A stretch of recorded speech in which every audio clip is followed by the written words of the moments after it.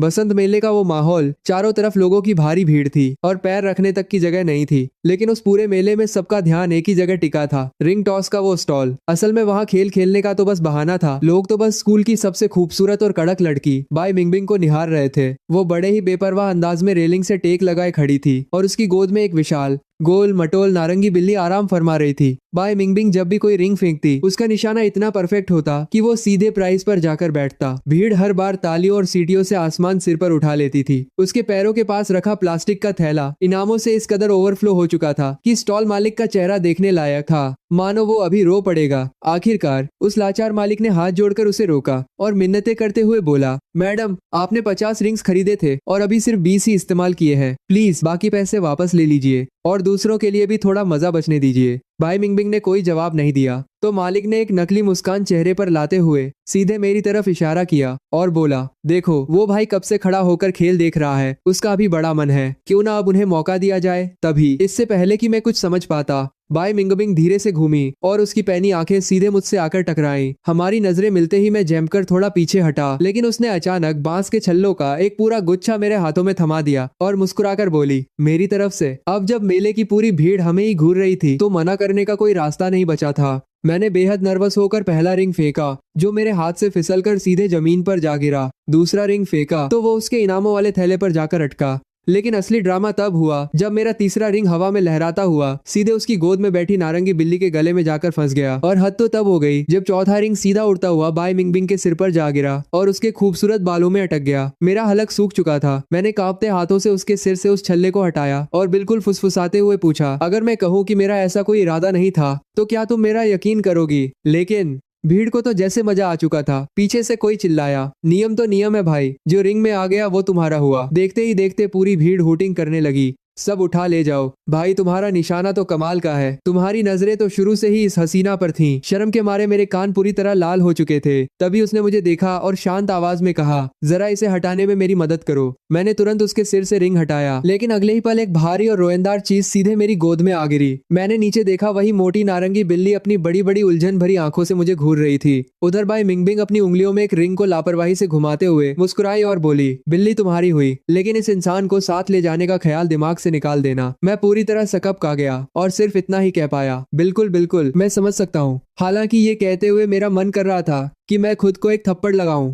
वो मुझे इस तरह परेशान देखकर थोड़ा और मुस्कुराई। फिर उसने बाकी के सारे इनाम मेरे पैरों के पास रख दिए और वहां से मुड़कर जाने लगी। मेरी गोद में बैठी बिल्ली अपनी मालकिन को इस तरह जाते देख जोर से एक ड्रामेटिक और गुस्से भरी म्याऊं की आवाज निकाली, मानो वो उसकी इस बेवफाई पर उसे कोस रही हो। जब मैं घर पहुंचा तो मेरी माँ सहेलियों के साथ महजोंग खेलने में व्यस्त थी। मैंने इस मौके का फायदा उठाया, बिल्ली को अपने कोट के अंदर छुपाया और चुपके से अपने कमरे में खिसक गया। मैंने उसे बेड पर बैठाया और फुसफुसाकर पूछा, क्या सच में तुम्हारी मालकिन ने तुम्हें छोड़ दिया? मैंने उसके बड़े से गोल सिर को सहलाया और एक ठंडी सांस ली। अगर मेरी माँ को पता चला ना तो हम दोनों को इसी वक्त घर से बाहर का रास्ता दिखा दिया जाएगा। बिल्ली शायद अपनी परिस्थिति को तुरंत समझ गई। उसने वो गुस्से वाली आवाज बंद की और अचानक अपनी सबसे मीठी और कोमल आवाज में म्याऊं म्याऊं करते हुए अपने रोएंदार चेहरे को इससे बाहर कर मेरी हथेली पर रगड़ने लगी। मैंने कहा, ठीक है, डरो मत, मैं तुम्हें सड़क पर नहीं रहने दूंगा। फिर मैंने तुरंत अपना फोन निकाला और स्कूल के हर क्लास ग्रुप में बाई मिंगबिंग का कॉन्टैक्ट नंबर ढूंढने लगा, लेकिन किसी के पास उसका नंबर नहीं था। कोई रास्ता न देखकर मुझे स्कूल की कन्फेशन वॉल का सहारा लेना पड़ा, क्योंकि वो एक ऐसी जगह थी जो स्कूल का हर एक सीक्रेट जानती थी। तभी उसी दिन पूरे कैंपस में जैसे भूचाल आ गया। खबर फैल गई कि साल के पहले बहादुर लड़के ने स्कूल की उस बेहद शांत और कड़क हसीना को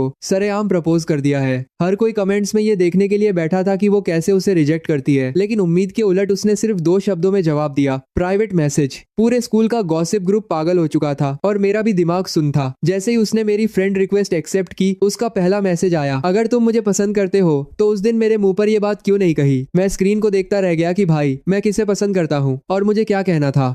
मैंने घबराहट में खुद को शांत करने के लिए बिल्ली के बालों को सहलाया और टाइप किया, हेलो बाय मिंगबिंग, मुझे तुम्हारा कॉन्टैक्ट नहीं मिल रहा था, इसलिए मुझे ये तरीका अपनाना पड़ा। तुम्हारी बिल्ली मेरे पास है, तुम इसे कब वापस लेने आ रही हो? जैसे ही मैंने मैसेज भेजा, चैट स्टेटस तुरंत टाइपिंग। मैं बदल गया और पूरे 30 मिनट तक वैसा ही रहा। मैं बिना पलक झपकाए स्क्रीन को घूरता रहा, यहाँ तक कि मेरी आंखें दुखने लगीं। आखिरकार उसका मैसेज आया, जो रिंग में आ गया वो तुम्हारा हुआ। मैंने थोड़ा झेपते हुए जवाब दिया, मेरी माँ को रोएंदार जानवर ज्यादा पसंद नहीं है। कुछ देर बाद उसका एक और मैसेज आया, मैं 2 दिन में उसे लेने आऊंगी। मुझे थोड़ी राहत मिली। मैंने लिखा, कोई बात नहीं, तब तक मैं इसका पूरा ख्याल रखूंगा। फिर मैंने एक आखिरी सवाल पूछा, वैसे इस बिल्ली का नाम क्या है? काफी देर बाद उसने सिर्फ 2 सेकंड का एक वॉइस मैसेज भेजा। मैंने उसे प्ले किया तो एक ठंडी और सुरीली आवाज गूंजी, बैंग युआन। इस बिल्ली का नाम बैंग युआन था। मेरी आंखें फटी की फटी रह गईं। उसका नाम बिल्कुल मेरे नाम जैसा ही था और इसके बाद मेरी हिम्मत नहीं हुई कि मैं कन्फेशन वॉल का जिक्र भी दोबारा करूं। उस रात मैं बेड पर लेटा हुआ था कि वो मोटी बिल्ली जिसका नाम बैंग युआन बेड पर है था सीधे आकर मेरे पेट पर इस तरह बैठ गई मानो यह उसी का इलाका हो। उसके वजन से तो मैं मरते मरते बचा। सीरियसली, ये बिल्ली खाती क्या थी? छुट्टियों के दिन थे, घर मेहमानों से भरा हुआ था, लेकिन मैंने किसी तरह अपनी माँ की नजरों से बचाकर उस बिल्ली को 2 दिनों तक अपने कमरे में छुपाए रखा। मैंने एक पुराना जूतों का डिब्बा ढूंढा, उसमें चावल भर दिए ताकि वो उसका टेम्परेरी लिटर बॉक्स बन सके, और उसने भी बिना किसी नखरे के उसे स्वीकार कर लिया। वह खाने के मामले में भी बिल्कुल चूजी नहीं थी, बस उसकी एक ही खराब आदत थी, हर आधी रात को वह मेरे कंबल के अंदर घुस आती थी और एक चलते फिरते हीटर की तरह मुझे रात भर पसीने से तर कर देती थी। आधी रात के बाद अचानक मेरी आंख खुली, मुझे प्यास लगी थी तो मैं पानी पीने उठा। फिर कमरे में थोड़ी ताजी हवा आने के लिए मैं खिड़की की तरफ बढ़ा, लेकिन तभी मेरी नजर बालकनी पर पड़ी। वहां अंधेरे में एक आकृति दुबक कर बैठी थी। मेरे होश उड़ गए। मैंने तुरंत पास पड़ा, एक कपड़ों का हैंगर उठाया और हथियार की तरह तान कर हमला करने ही वाला था कि तभी किसी ने बड़ी मजबूती से मेरी कलाई पकड़ ली। उसने कहा, मैं हूँ। मैं वहीं का वहीं जम गया। वो बाई मिंगबिंग थी। उसे देखकर मैंने हैरान होकर पूछा, तुम अभी तक सोई नहीं? उसने कहा, मुझे क्या पता था कि तुम आधी रात को अपनी खिड़की इस तरह खुली छोड़ देते हो। इससे पहले कि मैं कुछ कह पाता, उसने बालकनी की रेलिंग पर दोनों हाथ रखे और बेहद फुर्ती से मेरे कमरे के अंदर आ गई, बिल्कुल अपनी उस बिल्ली की तरह, बिना कोई आवाज किए। बिल्ली कहाँ है? उसने पूछा। मैं मुड़ा, अपने कमरे का दरवाजा लॉक किया और बेड के पास का छोटा लैंप ऑन करते हुए कंबल की तरफ इशारा कर दिया। वह आगे बढ़ी, कंबल उठाया और उस नारंगी बिल्ली को पकड़कर थोड़ा सा हिलाया। बिल्ली ने आलस में अपनी एक आंख खोली, उसे देखा और फिर आंख बंद करके वापस गहरी नींद में सो गई। वह धीरे से हंसी। लगता है यहाँ इसकी जिंदगी काफी ऐशो आराम से गुजर रही है। मैंने अपना सिर खुजलाते हुए कहा, हाँ, खाने पीने में तो ये नंबर 1 है। इसका ख्याल रखना मुश्किल नहीं है, लेकिन इतनी भारी बिल्ली को लेकर तुम वापस उसी रास्ते से कैसे चढ़ पाओगी? क्या तुम संभाल लोगी? बाई मिंगबिंग ने कुछ नहीं कहा। उसने बस बिल्ली को उसकी गर्दन के पीछे से पकड़ा और हवा में उठा लिया। बिल्ली तुरंत अपने चारों पैर हवा में चलाने लगी और मेरी तरफ देखकर इस तरह म्याऊं म्याऊं करने लगी मानो उसके साथ बहुत बड़ा अन्याय हो रहा हो। वह बोली, तमीज से रहो, चाहे तुम अपने पापा के पास रहो या मम्मी के पास, कोई फर्क नहीं पड़ता। तुम्हें भूखा तो कोई नहीं रखने वाला, पापा और मम्मी। ये सुनते ही मैंने अजीब महसूस करते हुए अपनी नाक को रगड़ा और जो कुछ भी मैं बोलने वाला था वो सब हलक में ही दबा लिया। मेरे पास इस बात का कोई जवाब नहीं था, लेकिन बाई मिंगबिंग मुझे इतनी आसानी से छोड़ने के मूड में नहीं थी। उसने पुकारा, बाई नुआन। मैंने बिना सोचे समझे जवाब दे दिया, हाँ। लेकिन अगले ही पल मैं जम गया, क्योंकि मुझे एहसास हुआ कि वो मुझसे नहीं बल्कि बिल्ली से बात कर रही थी। मैंने तुरंत अपनी नजरें घुमा ली, मानो कुछ हुआ ही ना हो। उसने एक हल्की सी मुस्कान बिखेरी। तुमने भाई नुआन का काफी अच्छे से ख्याल रखा है। मैंने अपना हाथ हवा में हिलाया, बस जो हो सका वो कर दिया। तभी उसकी आंखों में वही पुराना चिढ़ाने वाला अंदाज वापस आ गया। उसने कहा, मैंने तुम्हें मेले में ही कहा था, जो रिंग में आ गया वो तुम्हारा हुआ। अब जब मैं बिल्ली को वापस ले जा रही हूँ तो क्यों ना तुम मेरे पास से कोई और चीज अपने लिए चुन लो। उसकी गोद में बैठी बिल्ली भी इस तरह म्याऊं की आवाज निकाल रही थी मानो वो भी इस बातचीत का हिस्सा हो। मेरा दिमाग पूरी तरह काम करना बंद कर चुका था। मैं बिना सोचे समझे आगे बढ़ा और बिल्ली को दोबारा झपटकर अपनी बाहों में समेट लिया। तो फिर रहने दो, मुझे लगता है कि मैं इस बिल्ली को ही अपने पास रखना ज्यादा पसंद करूंगा। लेकिन बाई मिंगबिंग के चेहरे की वो मुस्कान पल भर में गायब हो गई। उसने मुझे इस तरह घूरा मानो मेरा मानसिक संतुलन बिगड़ गया हो। शायद वो सोच रही थी कि वो एक मोटी, गोल, मटोल बिल्ली से कैसे हार गई। मैंने अपना सिर नीचे झुका लिया और बिल्ली के बालों को ऐसे सहलाने लगा मानो मेरी जिंदगी इसी पर टिकी हो। मेरी हिम्मत नहीं हो रही थी कि मैं ऊपर देखूं। उसने नाक सिकोड़ते हुए एक ठंडी हुंकार भरी। एक ही झटके में बिल्ली को दोबारा मुझसे छीना और बालकनी से बाहर कूद गई। मैं तुरंत खिड़की की तरफ भागा और नीचे झांका। मुझे लगा कि कहीं वो गिर न जाए, वरना उसका हर्जाना भी मुझे ही भुगतना पड़ेगा। किस्मत अच्छी थी कि मेरा घर फर्स्ट फ्लोर पर ही था। खिड़की दरवाजे दोबारा लॉक करने के बाद जब मैं बेड पर लेटा तो पूरे कमरे में अभी भी उसकी महक घुली हुई थी। जैसे ही ये ख्याल मेरे दिमाग में आया, मैंने जोर से अपना सिर झटका। मुझे आखिर हो क्या गया है? पर एक बात तो सच थी, उसने आज रात कोई बहुत बेहतरीन परफ्यूम लगा रखा था। सर्दियों की ताजगी से भरी नींबू और पुदीने की मिली जुली एक ऐसी साफ सुथरी महक जिसे अनदेखा करना नामुमकिन था। और नतीजा ये हुआ कि मैं रात भर सो नहीं सका। अगली सुबह जब मैं अपने कमरे से बाहर निकला तो मेरी आंखों के नीचे गहरे काले घेरे बन चुके थे। मेरी माँ और उनकी सहेलियां अभी भी महजोंग की टेबल पर जमी हुई थीं, मानो वे रात भर सोई ही ना हो। मैं अपनी माँ के पीछे जाकर खड़ा हो गया, हाथ पीछे बांधे और एक लंबी उबासी लेते हुए कहा, मम्मी, अगर आप वो 8-0 वाली टाइल चल देते तो आप इसी वक्त जीत जाती। उन्होंने घूमकर मुझे घूरा तुम इसके बारे में क्या जानो, मैं यहाँ कुछ बड़ा सेट कर रही हूँ। मैंने बेदिली से 2 बार तालियां बजाई, लेकिन तभी उन्होंने अपनी आंखें सिकोड़कर मुझे गौर से देखा। युआन, क्या तुम रात को कहीं चोरी छिपे बाहर गए थे? मुझे याद है तुम जल्दी सो गए थे, फिर तुम्हारी ये हालत क्यों है? मैंने पकड़े जाने के डर से तुरंत सारा दोष उन्हीं पर मढ़ दिया। शायद इसलिए क्योंकि आप लोग रात भर यहाँ इतना शोर मचाकर महजोंग खेल रही थी कि मेरी नींद ही उड़ गई। उन्होंने एक हुंकार भरी, उम्मीद है कि तुम्हारी ये बात सच हो, क्योंकि अगर मुझे पता चला कि तुम आधी रात को कोई गड़बड़ कर रहे थे तो। तभी अचानक उन्होंने एक टाइल टेबल पर पटकी और चिल्लाई, मैं जीत गई। मैं अवाक खड़ा रह गया। अभी तो वो कह रही थी कि उनका कोई बड़ा प्लान है। मैं चुपके से वापस अपने कमरे में सोने के लिए जा ही रहा था कि पास बैठी जियांग आंटी ने बिना अपना सिर उठाए बड़े ही कैजुअल अंदाज में कहा, अरे हमारा फेंग युआन अब बड़ा हो गया है, सजने संवरने भी लगा है। वैसे तुमने ये कौन सा परफ्यूम लगाया है? महक तो बड़ी शानदार है। जैसे ही उन्होंने ये कहा, मेरी माँ और टेबल पर बैठी बाकी महिलाओं की नजरें मुझ पर किसी सर्चलाइट की तरह टिक गईं। मैंने खुद को शांत रखा, अपनी आस्तीन उठाई और उसे सूंघा। हाँ, महक तो थी। मैंने कहा, शायद ये उस नए बॉडी वॉश की वजह से है जो मैंने कल रात इस्तेमाल किया था। भला एक लड़का परफ्यूम क्यों लगाएगा? जियांग आंटी हंस पड़ी। तो फिर वो बॉडी वॉश जरूर काफी महंगा होगा। मैं अजीब सी मुस्कान बिखेरता हुआ जितनी तेजी से हो सका वापस अपने कमरे की तरफ भागा। मैंने तुरंत कमरे की खिड़की पूरी तरह से खोल दी ताकि वो महक बाहर निकल सके। यह बाई मिंगबिंग आखिर कौन सा परफ्यूम इस्तेमाल करती है? इसकी महक इतनी स्ट्रॉन्ग और इतनी अच्छी कैसे है? मेरा भी मन कर रहा है कि मैं इसे खरीद लूं। यही सब सोचते हुए न जाने कैसे मेरे हाथ ने फोन में उसका वही पुराना वॉइस मैसेज दोबारा प्ले कर दिया।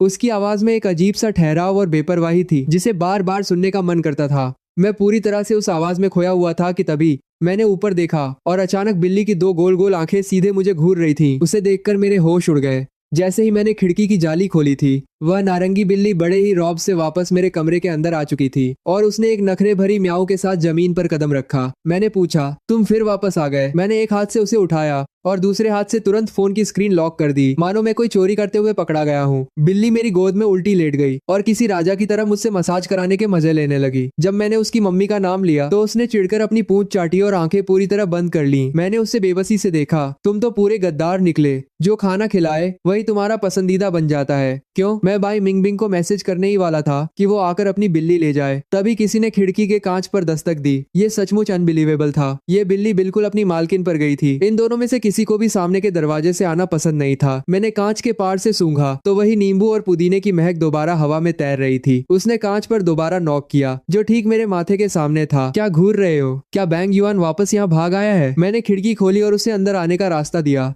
नारंगी बिल्ली ने जैसे ही बाई मिंगबिंग को देखा, वो सीधे भागी और कमरे में रखे उस टेम्परेरी लिटर बॉक्स के अंदर जाकर छुप गई और बाहर आने से साफ मना कर दिया। तभी बाई मिंगबिंग ने एक बेबस सांस ली और कहा, आज सुबह इसने मुझे नीचे एक दूसरी आवारा बिल्ली को खाना खिलाते हुए देख लिया था तो इसे जलन होने लगी। यह गुस्से में घर छोड़कर भाग आया। मैंने थोड़ा करीब से देखा तो उसके काले कोट पर कुछ सफेद बाल चिपके हुए थे, जो निश्चित रूप से इस नारंगी बिल्ली के तो नहीं थे। बिल्ली ने लिटर बॉक्स से निकलकर मेरे पैर से अपना शरीर रगड़ा और बेहद दयनीय आवाज में म्याऊ किया। मैंने झुककर उसे अपनी गोद में उठा लिया और कहा, ओह जरा देखो तो इसे, बेचारे का दिल पूरी तरह टूट चुका है। बिल्ली ने भी जैसे हामी भरी म्याऊ। मैंने बाई मिंगबिंग की तरफ देखा और मुस्कुराते हुए कहा, तुम्हारी मम्मी सचमुच बहुत कमाल की चीज है। औरत और उसकी वफादारी। भला वो बाहर जाकर दूसरी बिल्लियों के साथ कैसे फ्लर्ट कर सकती है? ये तो नैतिक रूप से बिल्कुल गलत है। म्याऊ। इस बात पर बाई मिंगबिंग आखिरकार अपनी हंसी रोक नहीं पाई। वो जोर से हंस पड़ी, जिसके बाद उस मोटी बिल्ली ने और मैंने दोनों ने एक साथ घूमकर उसे देखा। वो अपनी हंसी दबाते हुए बोली, सॉरी,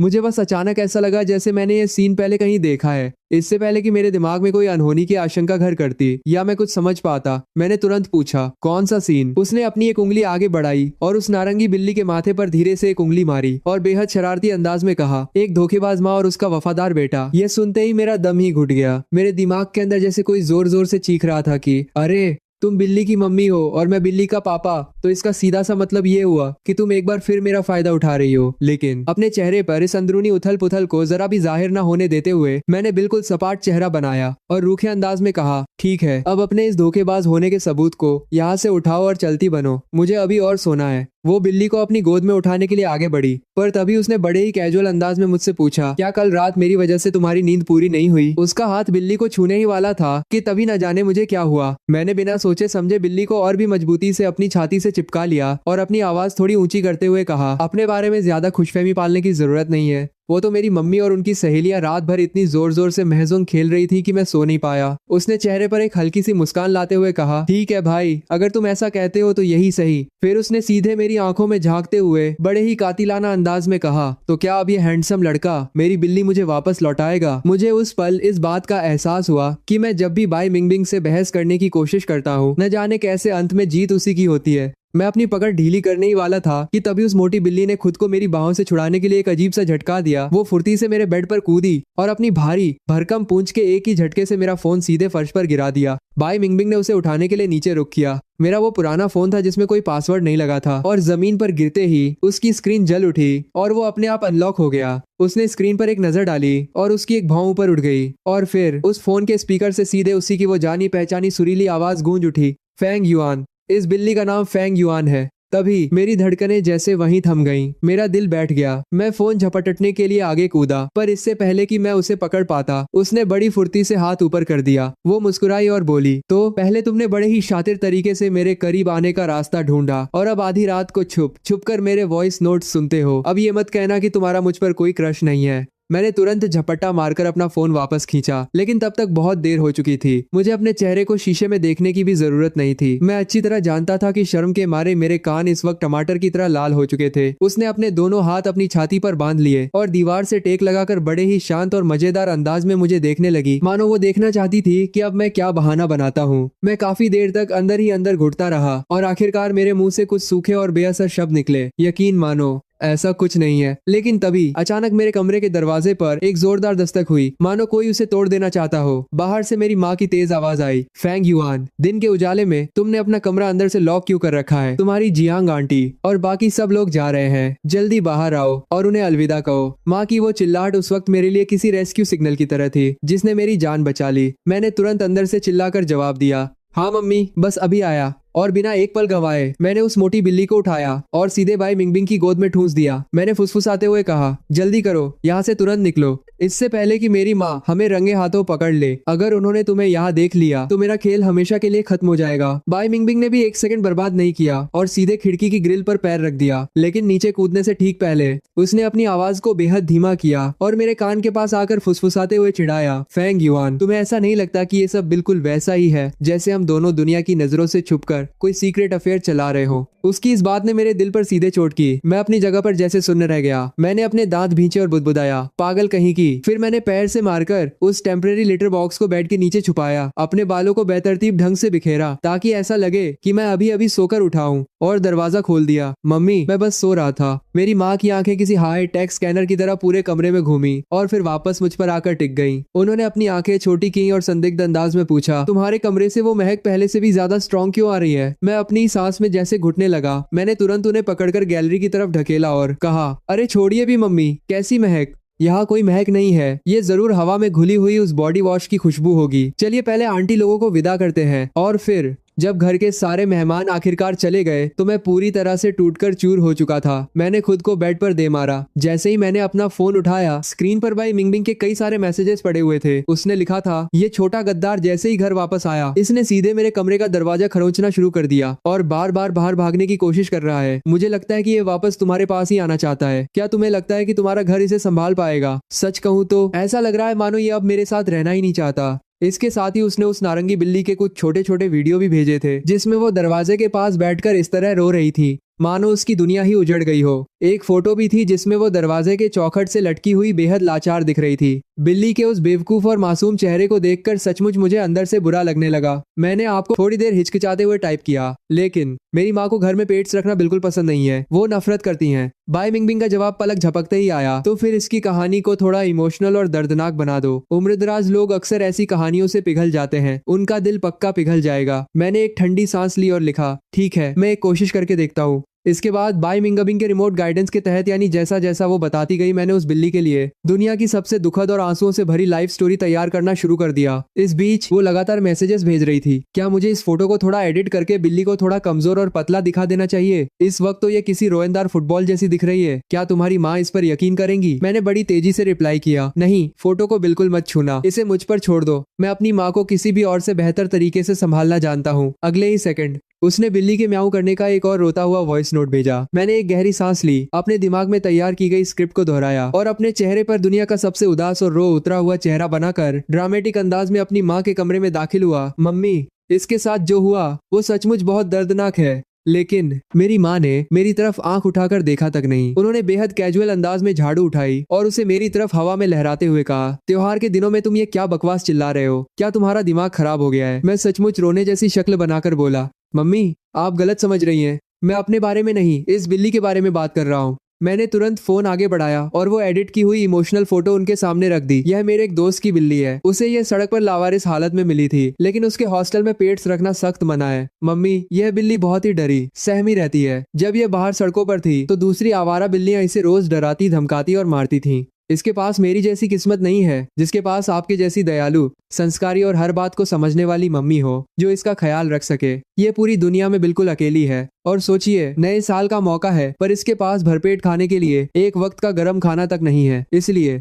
इससे पहले कि मैं अपनी इमोशनल स्पीच पूरी कर पाता, मेरी माँ ने मेरी बात बीच में ही काट दी। इसके बारे में सोचना भी मत। तुम्हें पालकर बड़ा करना ही मेरे लिए किसी कड़े इम्तिहान से कम नहीं था। और अब तुम घर में एक बिल्ली और जोड़ना चाहते हो। अगर तुम इसे इस घर में लाए तो मैं तुम दोनों को एक साथ धक्के मारकर बाहर निकाल दूंगी। असल में मैं इतनी आसानी से हार मानने वालों में से नहीं था। मेरे पास अभी भी मेरा आखिरी और सबसे बड़ा दांव बाकी था। मैंने कहा, मम्मी क्यों ना हम एक समझौता कर ले। बस इसे सिर्फ 2 दिनों के लिए यहाँ रहने दीजिए। मेरा दोस्त बहुत जल्द इसके लिए कोई नया मालिक ढूंढ लेगा और जैसे ही कोई मिलेगा ये तुरंत यहाँ से चली जाएगी। आपको इसकी वजह से जरा सी भी परेशानी नहीं होगी। मेरी माँ ने एक ठंडी और तीखी हंसी हंसते हुए कहा, मैं अच्छी तरह जानती हूँ कि तुम्हारे दिमाग में क्या खुराफात चल रही है। यहाँ कोई समझौता नहीं होने वाला। अब इसी वक्त मेरे कमरे से बाहर निकलो। मैं पूरी तरह से निराश होकर कमरे से बाहर आया और तभी मेरी मुलाकात अपने पापा से हुई जो अभी अभी बाहर से घर लौटे थे। उन्हें देखते ही मेरी आंखों में अचानक एक चमक आ गई, मानो डूबते को तिनके का सहारा मिल गया हो। पापा, मेरे असली और इकलौते प्यारे पापा। उन्होंने मुस्कुराते हुए अपनी जेब से एक लाल लिफाफा निकाला और बोले, यह तुम्हारी नए साल की ईदी है। इसके बाद और उम्मीद मत रखना। मैंने तुरंत उसे झपटा और अपनी जेब में ठूसा। अरे पापा, पैसों की बातें करके हमारे पारिवारिक रिश्तों में ये दूरियां क्यों ला रहे हैं? पापा ने तुरंत अपना हाथ आगे बढ़ाया। तो फिर ये लिफाफा मुझे वापस दे दो। मैंने अनसुना करने का नाटक किया और तुरंत टॉपिक बदलते हुए कहा, पापा जरा इस फोटो में इस बिल्ली को देखिए। क्या यह आपको बेहद बेबस और लाचार नहीं दिख रही? शायद हमारा परिवार इसकी मदद कर सकता है। इससे पहले कि मैं अपनी बात पूरी कर पाता, पापा ने अचानक अपने हाथ में पकड़े प्लास्टिक के थैले में से एक विशाल नारंगी रंग का रोएंदार गोला बाहर निकाला और बोले, तुम्हारा मतलब इसी बिल्ली से है ना? क्योंकि यह किसी भी एंगल से फोटो जैसी लाचार नहीं दिख रही। इसका वजन तो फोटो के मुकाबले कम से कम 15 किलो ज्यादा लग रहा है। उसे देखकर मेरे होश उड़ गए। मैं पूरी तरह से शॉक था। वो कोई और नहीं बल्कि वही घर से भागी हुई नारंगी बिल्ली थी जो इस वक्त मेरे पापा की पकड़ में लटकी हुई थी और पकड़े जाने के डर से अपनी पूंछ को अंदर दबाए बेहद दोषी सा मुंह बना रही थी। तभी बिल्ली ने अब तक की सबसे बेबस और दयनीय म्याऊ की आवाज निकाली। उसकी आवाज सुनते ही मेरी माँ तुरंत कमरे से बाहर गैलरी में आई। उन्होंने अपने दोनों हाथ अपनी कमर पर रखे और चिल्लाते हुए बोली, फैंग युआन, तो यही है वो तुम्हारी कमजोर, भूखी और लाचार बिल्ली जिसके लिए तुम अंदर रो रहे थे। यह बिल्ली इतनी मोटी है कि इसकी गर्दन तक गायब हो चुकी है, लेकिन किस्मत अच्छी थी क्योंकि वो गोलमटोल नारंगी बिल्ली लोगों का दिल जीतने में पैदाइशी उस्ताद थी। कुछ ही मिनटों के अंदर उसने अपने क्यूट अंदाज से मेरे पापा को पूरी तरह अपना गुलाम बना लिया। पापा के तगड़े सपोर्ट और मेरी जिद के आगे आखिरकार माँ को घुटने टेकने पड़े और वो उसे कुछ समय के लिए घर में रखने के लिए राजी हो गई। लेकिन हाँ, उसकी उस महक से पीछा छुड़ाने के लिए माँ ने उसका नाम बदलकर कैफा रख दिया, जिसका मतलब था किस्मत चमकाने वाली। बिल्ली भी हालात के हिसाब से खुद को ढालना अच्छी तरह जानती थी। अब जब भी मेरी माँ उसे कैफा कहकर पुकारती, वो तुरंत दुम हिलाते हुए उनके पास भागता, अजीब अजीब प्यारी हरकतें करता और उन्हें खुद को सहलाने देता। उस रात मैंने बाई मिंगबिंग को मैसेज किया और पूछा कि यह बिल्ली अचानक मेरे पापा के पास कैसे पहुंच गई। उसने एक वॉइस नोट के जरिए रिप्लाई किया जिसमें उसने बताया, ये घर आने के बाद से लगातार दरवाजा खरोंच रहा था, इसलिए मैं इसे नीचे टहलाने ले गई। लेकिन जैसे ही हम बाहर पहुंचे, यह अचानक एक अजनबी के शॉपिंग बैग में कूद कर बैठ गया। मुझे अंदाजा नहीं था कि वो अजनबी कोई और नहीं बल्कि तुम्हारे पापा थे और मैं उनके पीछे भागकर सरेआम अपनी बिल्ली वापस नहीं छीन सकती थी। इसलिए मैं बस चुपचाप उनके पीछे पीछे चलती रही और देखा कि ये बड़े आराम से तुम्हारे घर के अंदर दाखिल हो गया। उसकी ये बात सुनते ही मेरी हंसी छूट गई। मेरे पापा हमेशा से थोड़े भुलक्कड़ स्वभाव के रहे हैं। उन्हें शायद बस इतना महसूस हुआ होगा कि सारी बात सुनते ही के लिए जाकर थैला थोड़ा भारी हो गया है, पर उन्होंने एक बार भी अंदर झांकने की जहमत नहीं उठाई। मैंने तुरंत रिप्लाई किया, शायद इसी को किस्मत कहते हैं। इसकी इस हरकत ने मुझे इसे दोबारा चुपके से घर के अंदर लाने की बड़ी मुसीबत से बचा लिया। बाय मिंगबिंग का मैसेज आया। तो क्या मैं कभी कभी इसे देखने तुम्हारे घर आ सकती हूँ? आखिर कुछ दिनों के लिए ही सही, मैं इसकी मालकिन तो रही हूँ। मैंने अपने पूरे दिन का शेड्यूल चेक किया और लिखा, हाँ क्यों नहीं, कोई प्रॉब्लम नहीं है, तुम किसी भी वक्त आ सकती हो, बस तब आना जब मेरे मम्मी पापा काम पर बाहर गए हो। देर रात सोने से ठीक पहले उसका एक आखिरी मैसेज आया, ठीक है तो फिर तुम जल्दी सो जाओ, गुड नाइट। उसकी आवाज माइक के बेहद करीब थी, जिसमें एक अजीब सा भारीपन और मखमली गर्माहट थी। न जाने क्यों उसे सुनते ही मेरे कान एक बार फिर अजीब तरह से गर्म होने लगे। मैंने बिना कुछ सोचे समझे उस वॉइस मैसेज को हमेशा के लिए सेव कर लिया। बेशक ऐसा इसलिए नहीं था कि मेरे दिमाग में कोई गलत ख्याल चल रहे थे, बल्कि सिर्फ इसलिए क्योंकि उसकी आवाज वाकई बेहद खूबसूरत थी। अगली सुबह जब मेरी नींद खुली तो मैंने सबसे पहले अपना फोन चेक किया। स्कूल का क्लास ग्रुप मैसेजेस से पूरी तरह भरा हुआ था, मानो वहां कोई ब्लास्ट हुआ हो। हर तरफ बस एक ही चर्चा थी, ब्रेकिंग न्यूज, ब्रेकिंग न्यूज। इस नए साल में एक और बहादुर आशिक ने बाई मिंगबिंग को प्रपोज कर दिया है। किसी दूसरे लड़के ने नीचे कमेंट किया, अरे रुको, उस पिछले वाले बहादुर आशिक का क्या हुआ? क्या वो कहानी बिना किसी अंजाम के ही खत्म हो गई? असल में बाई मिंगबिंग और मैं एक ही हाई स्कूल में पढ़ते थे। हमारे फर्स्ट ईयर से ही उसके पीछे भागने वाले लड़कों की कतार इतनी लंबी थी कि शायद पूरा देश पार हो जाए, लेकिन किसी ने भी आज तक उसे किसी लड़के को भाव देते हुए नहीं देखा था। लोग हमेशा दबी जुबान में कहते थे कि उसके दिल में कोई बहुत खास इंसान रहता है, कोई ऐसा जिसे वो आज तक कभी भुला नहीं पाई है। क्लास ग्रुप में अचानक गॉसिप्स का बाजार गर्म हो गया। हर कोई ये जानने के लिए बेताब था कि आखिर वो कौन है जिसे बाई मिंगबिंग का व्हाइट मूनलाइट यानी उसका पहला और सच्चा प्यार कहा जाता है। वो कौन सा खुशनसीब इंसान हो सकता है जिसे बाई मिंगबिंग ने इतने सालों से अपने दिल में छुपा कर रखा है। जब मैंने लोगों को दोबारा उसके प्रपोजल के बारे में बात करते देखा तो एक पल के लिए मेरे दिल की धड़कन रुक सी गई थी, लेकिन जैसे ही मैंने स्क्रीन पर वो दो शब्द पढ़े, व्हाइट मूनलाइट, न जाने क्यों मेरे अंदर की वो बेचैनी अचानक शांत हो गई। मैंने पूरी उत्सुकता के साथ कन्फेशन पेज के उस नए पोस्ट को खोला। इस बार पोस्ट करने वाले ने अपना नाम नहीं छुपाया था, वो अनाम नहीं था। उसका यूजर नेम था बाई चुआन और उसकी प्रोफाइल पिक्चर से वो एक बेहद शांत, संस्कारी और हैंडसम लड़का लग रहा था। उसके पोस्ट में सिर्फ एक ही लाइन लिखी थी, लेकिन वो पूरी महफिल को हिला देने के लिए काफी थी। बाई मिंगबिंग, मैं वापस आ गया हूँ। लोग तुरंत उसकी प्रोफाइल की जासूसी करने लगे और किसी ने ग्रुप चैट में एक स्क्रीनशॉट शेयर किया। वो बाई मिंगबिंग की एक तस्वीर थी जिसे किसी ने बिल्कुल बॉयफ्रेंड वाले एंगल से क्लिक किया था। उस फोटो के आते ही पूरी चैट में जैसे आग लग गई। सबने एक सुर में मान लिया कि यही वो पुराना और मशहूर व्हाइट मूनलाइट है जिसे बाई मिंगबिंग आज तक अपने दिल से नहीं निकाल पाई है। मैं अपने फोन की स्क्रीन को बस देखता रहा और मेरे अंदर जो एक अजीब सी हलचल चल रही थी वो अचानक पूरी तरह थम गई। इससे पहले जब उसने अपनी बिल्ली का नाम फेंग युआन रखने की बात कही थी तो मुझे सचमुच ऐसा लगा था मानो वो जानबूझकर मुझ पर निशाना साध रही है, लेकिन अब सब कुछ शीशे की तरह साफ हो चुका था। यहाँ तक कि जब बाई मिंगबिंग ने पहली बार मुझे अपनी फ्रेंड लिस्ट में ऐड किया था और वो अजीब बातें कही थी, वो भी शायद इसलिए था क्योंकि जब मैंने बिल्ली के खोने का पोस्ट डाला था तो उसमें एक ऐसा मीम स्टिकर इस्तेमाल किया था जो बिल्कुल बाई चुआन के बात करने के अंदाजा से मैच करता था। उसने शुरू से ही मुझे कोई और समझने की गलती कर दी थी। तभी कुछ दिनों बाद अचानक मेरे फोन पर बाई मिंगबिंग का कॉल आया। मैंने फोन उठाया और पूछा कि क्या कोई खास बात है। उसकी आवाज हमेशा की तरह बिल्कुल शांत और बेपरवाह थी। उसने कहा, मैं तुम्हारे घर के आसपास ही थी तो मैंने सोचा क्यों ना उस मोटी बिल्ली से मिलती चलूं। क्या तुम घर पर हो? मैं फोन हाथ में लिए पूरे घर में घूमा और हर कमरे को चेक किया। पापा बाहर गए हुए थे, मम्मी अपनी महजों की महफिल में बिजी थी और पूरा घर बिल्कुल खाली था। मैंने उससे कहा, तुम सीधे अंदर आ जाओ। मेरी बात सुनते ही फोन के दूसरी तरफ से एक हल्की सी हंसी की आवाज आई और उसने कॉल डिस्कनेक्ट कर दिया। मुझे कुछ सेकंड बाद इस बात का एहसास हुआ कि जो बात मैंने कही वो इस सिचुएशन में कितनी अजीब और संदिग्ध लग रही थी। ऐसा लग रहा था मानो मैं उसे छुपकर सबके पीछे से अपने घर बुला रहा हूँ। मैंने अपने हाथ से अपना माथा पीटा और अपने ही मुंह को कोसा। फिर अपने चेहरे की उस गर्मी को शांत करने के लिए आधा ग्लास बर्फ का पानी पी गया। वो बहुत जल्दी मेरे घर पहुंच गई। मैंने कभी उससे पूछा नहीं था कि वो कहाँ रहती है, पर लगता है उसका घर ज्यादा दूर नहीं था। लेकिन अफसोस की बात यह थी कि हमारा वो कैफा अब पूरी तरह से बिगड़ चुका था और उसकी वफादारी अपनी पुरानी मालकिन के लिए बिल्कुल जीरो हो चुकी थी। बाई मिंगबिंग ने उसे खिलौनों से चिढ़ाने की कितनी भी कोशिश की, पर उस मोटे नारंगी बिल्ले ने बड़े ही घमंड से अपना मुंह दूसरी तरफ घुमा लिया और उसे ऐसे इग्नोर किया मानो वो वहां खड़ी ही ना हो। बाई मिंगबिंग को इस बात पर जरा भी गुस्सा नहीं आया। वो नीचे झुकी, कैफा की ठुड्डी के नीचे सहलाया और बोली, मैंने सुना कि तुम्हारी मम्मी ने इसका नया नाम कैफा रख दिया है। उसने मुस्कुराते हुए आगे कहा, सच कहूँ तो मुझे इसका पुराना नाम ज्यादा पसंद था। मैंने बस एक फीकी सी मुस्कान दी और उसकी बात का कोई जवाब नहीं दिया। कमरे का माहौल अचानक बेहद शांत और अजीब हो गया। किस्मत से वो ज्यादा देर वहां नहीं रुकी। जाने से पहले उसने अपनी जेब में हाथ डाला और मेरे हाथ में एक छोटा बेहद खूबसूरती से बना हुआ गुड लक चार्म नजरबट्टू थमा दिया। खिड़की से आती सर्दियों की धूप उसके काले बालों पर चमक रही थी और वो बड़े ही कैजुअल अंदाज में उसके लाल धागे को सेट कर रही थी। उसने कहा, मैं कुछ दिन पहले मंदिर गई थी और वहां से इसे लाई हूँ। लोग कहते हैं यह काफी असरदार है। मैंने उसका शुक्रिया अदा किया उसे अपने हाथ में लिया और पूछा, क्या तुमने ऐसा ही एक अपने लिए भी लिया है? उसने मेरी बात को हवा में उड़ाते हुए कहा, जब तक तुम सुरक्षित हो मेरे लिए उतना ही काफी है। और फिर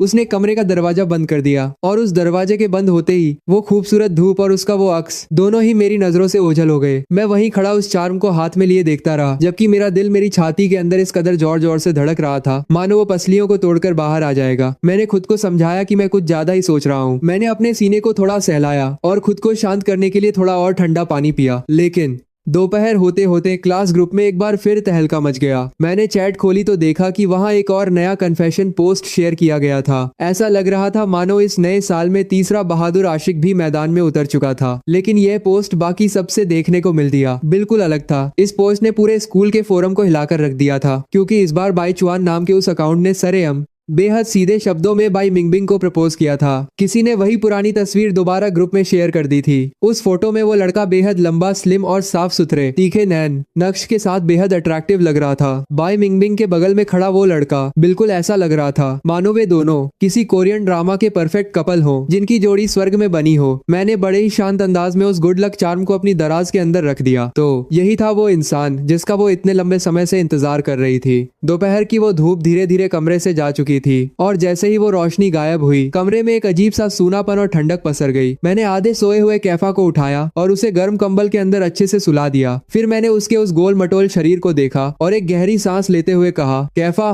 तुम्हारा असली मालिक वो व्हाइट मूनलाइट अब वापस लौट आया है। अब ऐसा लगता है कि उसके पास तुमसे मिलने आने का बिल्कुल समय नहीं होगा। बिल्ली ने बस धीरे से म्याऊ किया, आलस में अपना पंजा चाटा और अपनी गोल गोल आंखों से मुझे देखने लगी। मैंने उसके सिर को सहलाते हुए कहा, कल मैं तुम्हारे लिए मीट के कुछ अच्छे कैन खरीद कर लाऊंगा, चाहे तुम्हारा वो पुराना मालिक तुम्हें या सब कुछ भूल जाए, पर तुम मुझे भूलने की गलती मत करना, समझे? जैसे ही उसके कान में कैन शब्द पड़ा, उसकी नींद गायब हो गई और वो बिना किसी शर्म के अपना सिर मेरे हाथ पर रगड़ने लगा, मानो वो मेरी एक एक बात अच्छी तरह समझ रहा हो। और फिर उस दिन के बाद से बाई मिंगबिंग ने कभी भी मेरे घर आकर बिल्ली से मिलने का जिक्र तक नहीं किया। दूसरी राह से अपना साम्राज्य घोषित कर दिया था। हर रात वो बड़ी चालाकी से अपने पंजे से दरवाजा धक्का देकर खोलता, बेड पर चढ़ता और ऐसे सो जाता मानो वो इस जगह का किराया देता हो। सर्दियों की वो छुट्टियां अब मेरे लिए बेहद बोरिंग और दर्दनाक हो चुकी थीं। इसलिए मैं अपना टाइम पास करने के लिए स्कूल के ऑनलाइन फोरम पर स्क्रॉल करने लगा। वहाँ जितने भी सबसे हॉट और ट्रेंडिंग पोस्ट थे, वे सब के सब बाय मिंगबिंग और बाय चुआन के बारे में थे। लोग लगातार कमेंट्स कर रहे थे कि उन्होंने उन दोनों को शहर के बड़े बड़े शॉपिंग मॉल्स में एक साथ घूमते हुए देखा है। वे उस लड़के को बेहद लंबा और हैंडसम और लड़की को बेहद कड़क और खूबसूरत बता रहे थे और कह रहे थे कि उनकी जोड़ी इतनी परफेक्ट है कि वो इस असली दुनिया की लगती ही नहीं। इन सब बातों को पढ़ते पढ़ते न जाने क्यों मेरे अंदर बाय मिंगबिंग के पास्ट को जानने की एक अजीब सी उत्सुकता पैदा हो गई। मैंने स्कूल का वो पुराना एलुमनाई को अच्छे से में भी अपने काम करते हैं और कह रहे थे कि कुछ ना ने में आप आपको नाम करते हैं, आप आपको देख सकते हैं, और कह रहे थे कि कुछ ना से में आर्काइव खोल लिया। और सच कहूं तो वो कोई ऑनलाइन फोरम नहीं, बल्कि मिडिल स्कूल से लेकर यूनिवर्सिटी तक की उसकी जिंदगी की एक पूरी बायोग्राफी जैसा लग रहा था। उसके बारे में छोटी से छोटी कहानी को वहाँ बड़े ही डिटेल में लिखा गया था। कुछ लोगों ने, जो खुद को उसका पुराना क्लासमेट बता रहे थे, लिखा था कि वो बचपन से ही इतनी अट्रैक्टिव और सबका ध्यान खींचने वाली थी कि मिडिल स्कूल में लोग उससे काफी जलते थे। खासकर जलने वाली लड़कियों ने उसे बहुत परेशान किया था, जिसकी वजह से उसका स्वभाव स्वाभाविक रूप से थोड़ा ठंडा और दूर रहने वाला हो गया था। यूनिवर्सिटी की बातें तो और भी सिंपल थी। वहाँ सिर्फ उसका चेहरा ही काफी था, तीखे और खूबसूरत नैन नक्श, एक शांत और बेहद अट्रैक्टिव पर्सनैलिटी। वो एक ऐसी इंसान थी जिसे चाहकर भी कोई अनदेखा नहीं कर सकता था, चाहे वो कोई भी हो। मैंने अपना हाथ आगे बढ़ाया, कैफा के उस सॉफ्ट और फूले हुए चेहरे को हल्के से भींचा और बुदबुदाया। तुम्हारा पुराना मालिक सचमुच स्कूल के दिनों में एक लीजेंड था। बेशक मैं इंटरनेट पर चल रही हर अफवाह पर आंख मूंद कर यकीन नहीं करता था, लेकिन उन सारे पोस्ट को पढ़ने के बाद मैं एक बहुत ही साफ और पक्के नतीजे पर पहुंच चुका था कि बाय मिंगबिंग और बाय चुआन के बीच कोई ना कोई अधूरी कहानी जरूर थी, जो अब पूरी होने जा रही थी। हाँ, वे दोनों सचमुच एक साथ बिल्कुल परफेक्ट लग रहे थे। जहां तक मेरी बात थी, मैंने अपने चेहरे पर कंबल खींच लिया और अपने आप से ही चिढ़ने लगा। भला मैं इन सब बातों के बारे में सोच ही क्यों रहा था? मेरे और बाय मिंगबिंग के बीच का कनेक्शन तो बस एक बिल्ली की वजह से था। हमें मामूली दोस्त कहना भी असलियत को थोड़ा बढ़ा चढ़ाकर पेश करने जैसा होता। मैं सचमुच बिना किसी वजह के ओवर थिंकिंग कर रहा था। इसके बाद एक और हफ्ता बड़े ही शांत अंदाजा रहेगा मैं गुजर गया। इस बीच कुछ खास नहीं हुआ, सिवाय इसके कि हमारा कैफा पहले से भी ज्यादा मोटा और गोल मटोल हो चुका था। मेरी ये छुट्टियां ठहरे हुए पानी की तरह थी, जिसमें कोई हलचल नहीं थी। रोज रोज घर पर बैठे रहना मुझे पागल बना रहा था। इसलिए मैंने अपने फोन पर मूवी टिकट बुक की और अकेले ही एक कॉमेडी फिल्म देखने जाने का फैसला किया। फिल्म शुरू होने से पहले मैं पॉपकॉर्न काउंटर पर रुका और कतार में खड़ा हो गया। जब तक मैं थिएटर के अंदर पहुंचा, फिल्म शुरू हो चुकी थी। अंदर पूरा अंधेरा था और मुझे झुककर बड़े ही ध्यान से सीढ़ियों पर कदम रखते हुए आखिरी रो में अपनी सीट की तरफ बढ़ना पड़ रहा था। जैसे ही मैं आइजल रास्ते की एक सीट के पास से गुजरा, मेरा पैर अचानक किसी के लंबे और फैले हुए पैरों से टकरा गया। ठीक उसी पल जब मुझे लगा कि मैं अब पूरे थिएटर के सामने मुंह के बल गिरकर अपनी फजीहत कराने वाला हूँ, तभी अंधेरे में से एक ठंडे हाथ ने बड़ी मबूती से मेरी बाह पकड़ी और मुझे संभाल लिया। मैंने अपना बैलेंस बनाया, राहत की सांस लेते हुए थैंक्स कहा और जैसे ही अपना सिर घुमाया, मेरी नजरें सीधे बाई मिंगबिंग की आंखों से जा टकराई, जो अंधेरे में स्क्रीन की रोशनी से हल्की सी चमक रही थी। उसने मुझे देखा और पूछा, तुम भी अकेले ही फिल्म देखने आए हो? मैंने तुरंत उसके उस शब्द भी को पकड़ लिया और उसकी बगल वाली खाली सीट की तरफ देखा। वहां बाई चुआन का दूर दूर तक कोई नामो निशान नहीं था। इसलिए मैंने बेहद दबी आवाज में पूछा, तुम्हारा वो व्हाइट मूनलाइट तुम्हारे साथ नहीं आया? उसने अपनी एक भौं ऊपर उठाई और शरारती अंदाज में कहा, मैंने तुमसे पहले पूछा था। मैंने अपनी आवाज और धीमी की ओर बुदबुदाया, मैं सिंगल हूँ। अगर मैं अकेला नहीं आऊंगा तो भला और कौन मेरे साथ आएगा? कुछ ही देर में फिल्म का सबसे मजेदार और हंसने वाला सीन आ गया और उसने स्क्रीन की तरफ इशारा करते हुए उस बातचीत को वहीं खत्म कर दिया। सच कहूं तो फिल्म वाकई बहुत मजेदार थी, लेकिन भाई मिंगबिंग के ठीक बगल में बैठे होने की वजह से मेरा ध्यान स्क्रीन पर टिक ही नहीं पा रहा था। उसके बदन से आने वाली वो जानी पहचानी खुशबू बार बार मेरी तरफ तैर कर आ रही थी। सर्दियों की वो ठंडी नींबू और पुदीने की मिली जुली महक, जो बहुत तेज तो नहीं थी लेकिन उसे अनदेखा करना नामुमकिन था। वो खुशबू बेहद हल्की थी, पर वो बार बार मेरे ध्यान को अपनी तरफ खींच रही थी। जब भी मैं थोड़ा सा भी हिलता, वो महक और साफ होकर मेरे नथुनों से टकराती। तभी हमारी रो में बैठा एक आदमी वॉशरूम जाने के लिए खड़ा हुआ और उसके जाते ही बाई मिंगबिंग अचानक मेरे और करीब झुक आई। उसकी आवाज बिल्कुल मेरे कान के पास गूंजी, मैं तुमसे यह बात पिछली बार भी पूछना चाहती थी। मैंने चौंक कर उसकी तरफ देखा तो उसने आगे कहा, जब भी तुम मेरे आसपास होते हो तो तुम हमेशा एक छोटे पिल्ले की तरह हर तरफ ऐसे नाक सिकोड़कर क्या सूंघते रहते हो? तभी मुझे लगा था कि मैं ये सब बहुत छुपा कर रहा हूँ, लेकिन पता चला कि उसकी पैनी नजरों से कुछ भी नहीं छुपा था। मेरा पूरा चेहरा पल भर में शर्म से तमतमा उठा। वो सचमुच ऐसा तो नहीं सोच रही थी ना कि मेरी कोई ऐसी अजीब और गंदी आदत है? भला कौन सा नॉर्मल कॉलेज का लड़का किसी लड़की को इस तरह छुप छुप कर सूंघता रहेगा? मैंने खुद को शांत रखने की पूरी कोशिश की और कहा, तुम कुछ ज्यादा ही सोच रही हो। मुझे बस तुम्हारे परफ्यूम की महक बहुत अच्छी लगती है। मैं तो बस उसका ब्रांड नेम पूछना चाहता था ताकि मैं भी वैसा ही एक अपने लिए खरीद सकूं। लेकिन जैसे ही ये शब्द मेरे मुंह से निकले, मुझे एहसास हुआ कि मैंने बात संभालने की बजाय उसे और ज्यादा बिगाड़ दिया है। बाई मिंगबिंग ने एक बेहद धीमी और जानलेवा हंसी हंसी, पर मेरे सवाल का कोई जवाब नहीं दिया। उसने अपना चेहरा वापस स्क्रीन की तरफ घुमा लिया। इसके बाद की पूरी फिल्म मेरे लिए एक सजा जैसी बन गई। मैं एक सेकंड के लिए भी स्क्रीन पर फोकस नहीं कर पाया। जब फिल्म खत्म हुई तो मुझे यह तक नहीं पता था कि आखिरी सीन में हुआ क्या था। मैं जितनी तेजी से हो सके वहां से भागने के लिए खड़ा हुआ, लेकिन तभी पीछे से बाई मिंगबिंग ने मुझे आवाज दी। उसने कहा, Want to see you। मैं पूरी तरह से अपनी जगह पर जम गया और पीछे मुड़ा। क्या?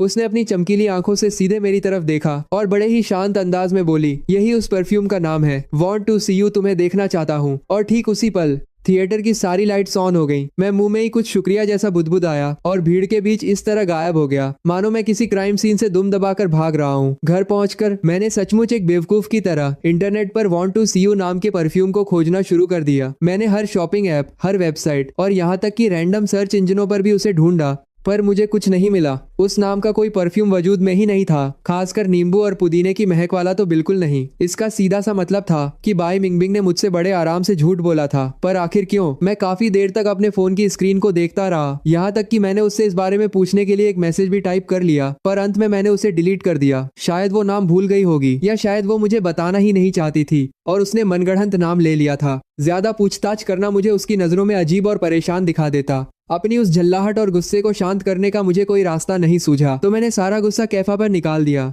मैंने उसके गोल मटोल शरीर को पकड़ा और उसे पागलों की तरह सहलाने और दबोचने लगा। जब पापा काम से घर लौटे तो उन्होंने कैफा को एक बिखरे हुए रोएंदार गोले की तरह देखा और उसकी तरफ बेहद सीरियस होकर बोले, अरे क्या कैफा आज कोई नया हेयर स्टाइल ट्राई कर रहा है? मैंने तुरंत झेपते हुए उसके बालों को वापस सीधा करना शुरू कर दिया। पापा आगे बढ़े और उन्होंने अम्यूजमेंट पार्क, मनोरंजन पार्क के 2 टिकट सीधे मेरे हाथ पर पटके और बोले, मेरे एक दोस्त ने मुझे ये दिए हैं। रोज रोज घर में पड़े पड़े सड़ना बंद करो, अपने किसी क्लासमेट को साथ लो, बाहर जाओ और थोड़ी ताजी हवा खाकर आओ। मैंने उनकी आंखों के उस गहरे और इशारेबाज अंदाजों को पूरी तरह इग्नोर किया और टिकट्स को देखा। 2 जवान लड़के एक साथ अम्यूजमेंट पार्क जा रहे हैं, ये सुनने में ही बेहद अजीब और फनी लग रहा था। इसलिए मैंने बिना कोई वक्त गंवाए तुरंत एक सेकंड हैंड सामान बेचने वाली ऐप खोली और उन टिकट्स को बेचने के लिए लिस्ट कर दिया। 2 मिनट के अंदर ही वे टिकट्स बिक गए। चूंकि वे डिजिटल टिकट्स थे, मैंने बस उनके QR कोड का स्क्रीनशॉट लिया और खरीदार को भेज दिया। खरीदार ने भी बड़े ही संस्कारी अंदाज में मुझे जवाब में एक गुलाब का इमोजी भेजा। पर कहानी में ट्विस्ट 2 दिन बाद आया, जब बाई मिंगबिंग ने मुझे एक वॉइस मैसेज भेजा, क्या तुम कल फ्री हो? क्या हम एक साथ अम्यूजमेंट पार्क चल सकते हैं? उसकी आवाज सुनते ही मेरी आंख का कोना फड़कने लगा और मेरे दिमाग में एक बहुत ही बुरा ख्याल आया। मैंने तुरंत रिप्लाई किया, यह मत कहना कि तुम हैप्पी वैली जाने का प्लान बना रही हो। उसका जवाब तुरंत आया, तुम्हारा अंदाजा बिल्कुल सही है। मैंने कांपती उंगलियों के साथ उस खरीदार की प्रोफाइल खोली जिसने मुझसे वो टिकट्स खरीदे थे। वहां लिखा था फीमेल, लोकल, हाइट 172 सेमी। सारा मामला एक झटके में साफ हो चुका था। वो कोई और नहीं बल्कि बाई मिंगबिंग का ही एक फेक अकाउंट था।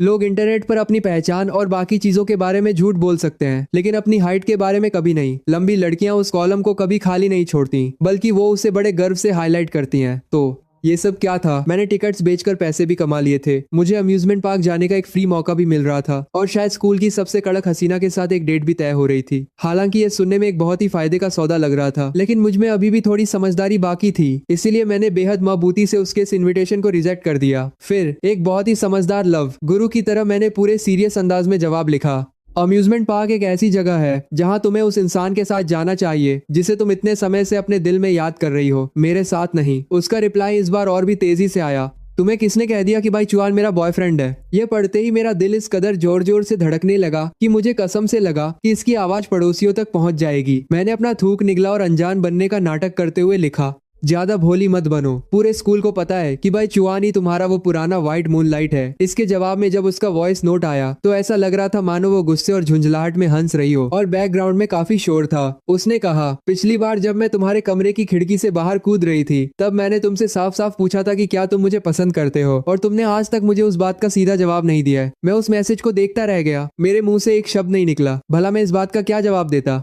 क्या बाई मिंगबिंग सचमुच उस टाइप की लड़की थी जो अपने दिल में किसी और को बसाकर रखती है और साथ ही किसी दूसरे लड़के के साथ भी इस तरह फ्लर्ट करती है? जब उसका वो व्हाइट मूनलाइट वापस आ चुका था तो वो फिर भी मेरे पास आकर इस तरह मेरे दिमाग से क्यों खेल रही थी? जैसे ही मुझे गुस्सा आया, मैंने अपने दांत भींचे और एक बेहद कड़क और रूखा मैसेज टाइप करके भेज दिया। क्योंकि तुम्हारे उस व्हाइट मूनलाइट ने सोशल मीडिया पर पोस्ट डालकर तुम्हें अपना घोषित कर दिया है, तो एक कमिटेड इंसान होने के नाते तुम्हें दूसरे लड़कों से एक सुरक्षित दूरी बनाकर रखनी चाहिए। मुझे लगा कि मैंने जो कहा वो बिल्कुल सही और जायज था, लेकिन अगले ही सेकंड स्क्रीन पर बाई मिंगबिंग की वीडियो कॉल की रिक्वेस्ट चमक उठी। मैं अचानक घबरा गया, मेरा अंगूठा स्क्रीन पर फिसला और गलती से कॉल रिसीव हो गई। स्क्रीन एक सेकंड के लिए हिली और फिर कैमरे के सामने सोने के फ्रेम का चश्मा पहने एक लड़का दिखाई दिया, जिसका चेहरा बेहद शांत और संस्कारी था, लेकिन उसकी आंखों में एक अजीब सा तीखापन था। उसने मुस्कुराते हुए कहा, हेलो फेंग युआन, तुमसे मिलकर अच्छा लगा। मैं खुद को इंट्रोड्यूस कर दूं, मेरा नाम बाई चुआन है। बेशक ये वही लड़का था जिसे इंटरनेट पर हर कोई बाई मिंगबिंग का व्हाइट मूनलाइट कह रहा था, लेकिन उस नाम को सुनते ही जिस किसी के पास भी थोड़ा सा दिमाग होगा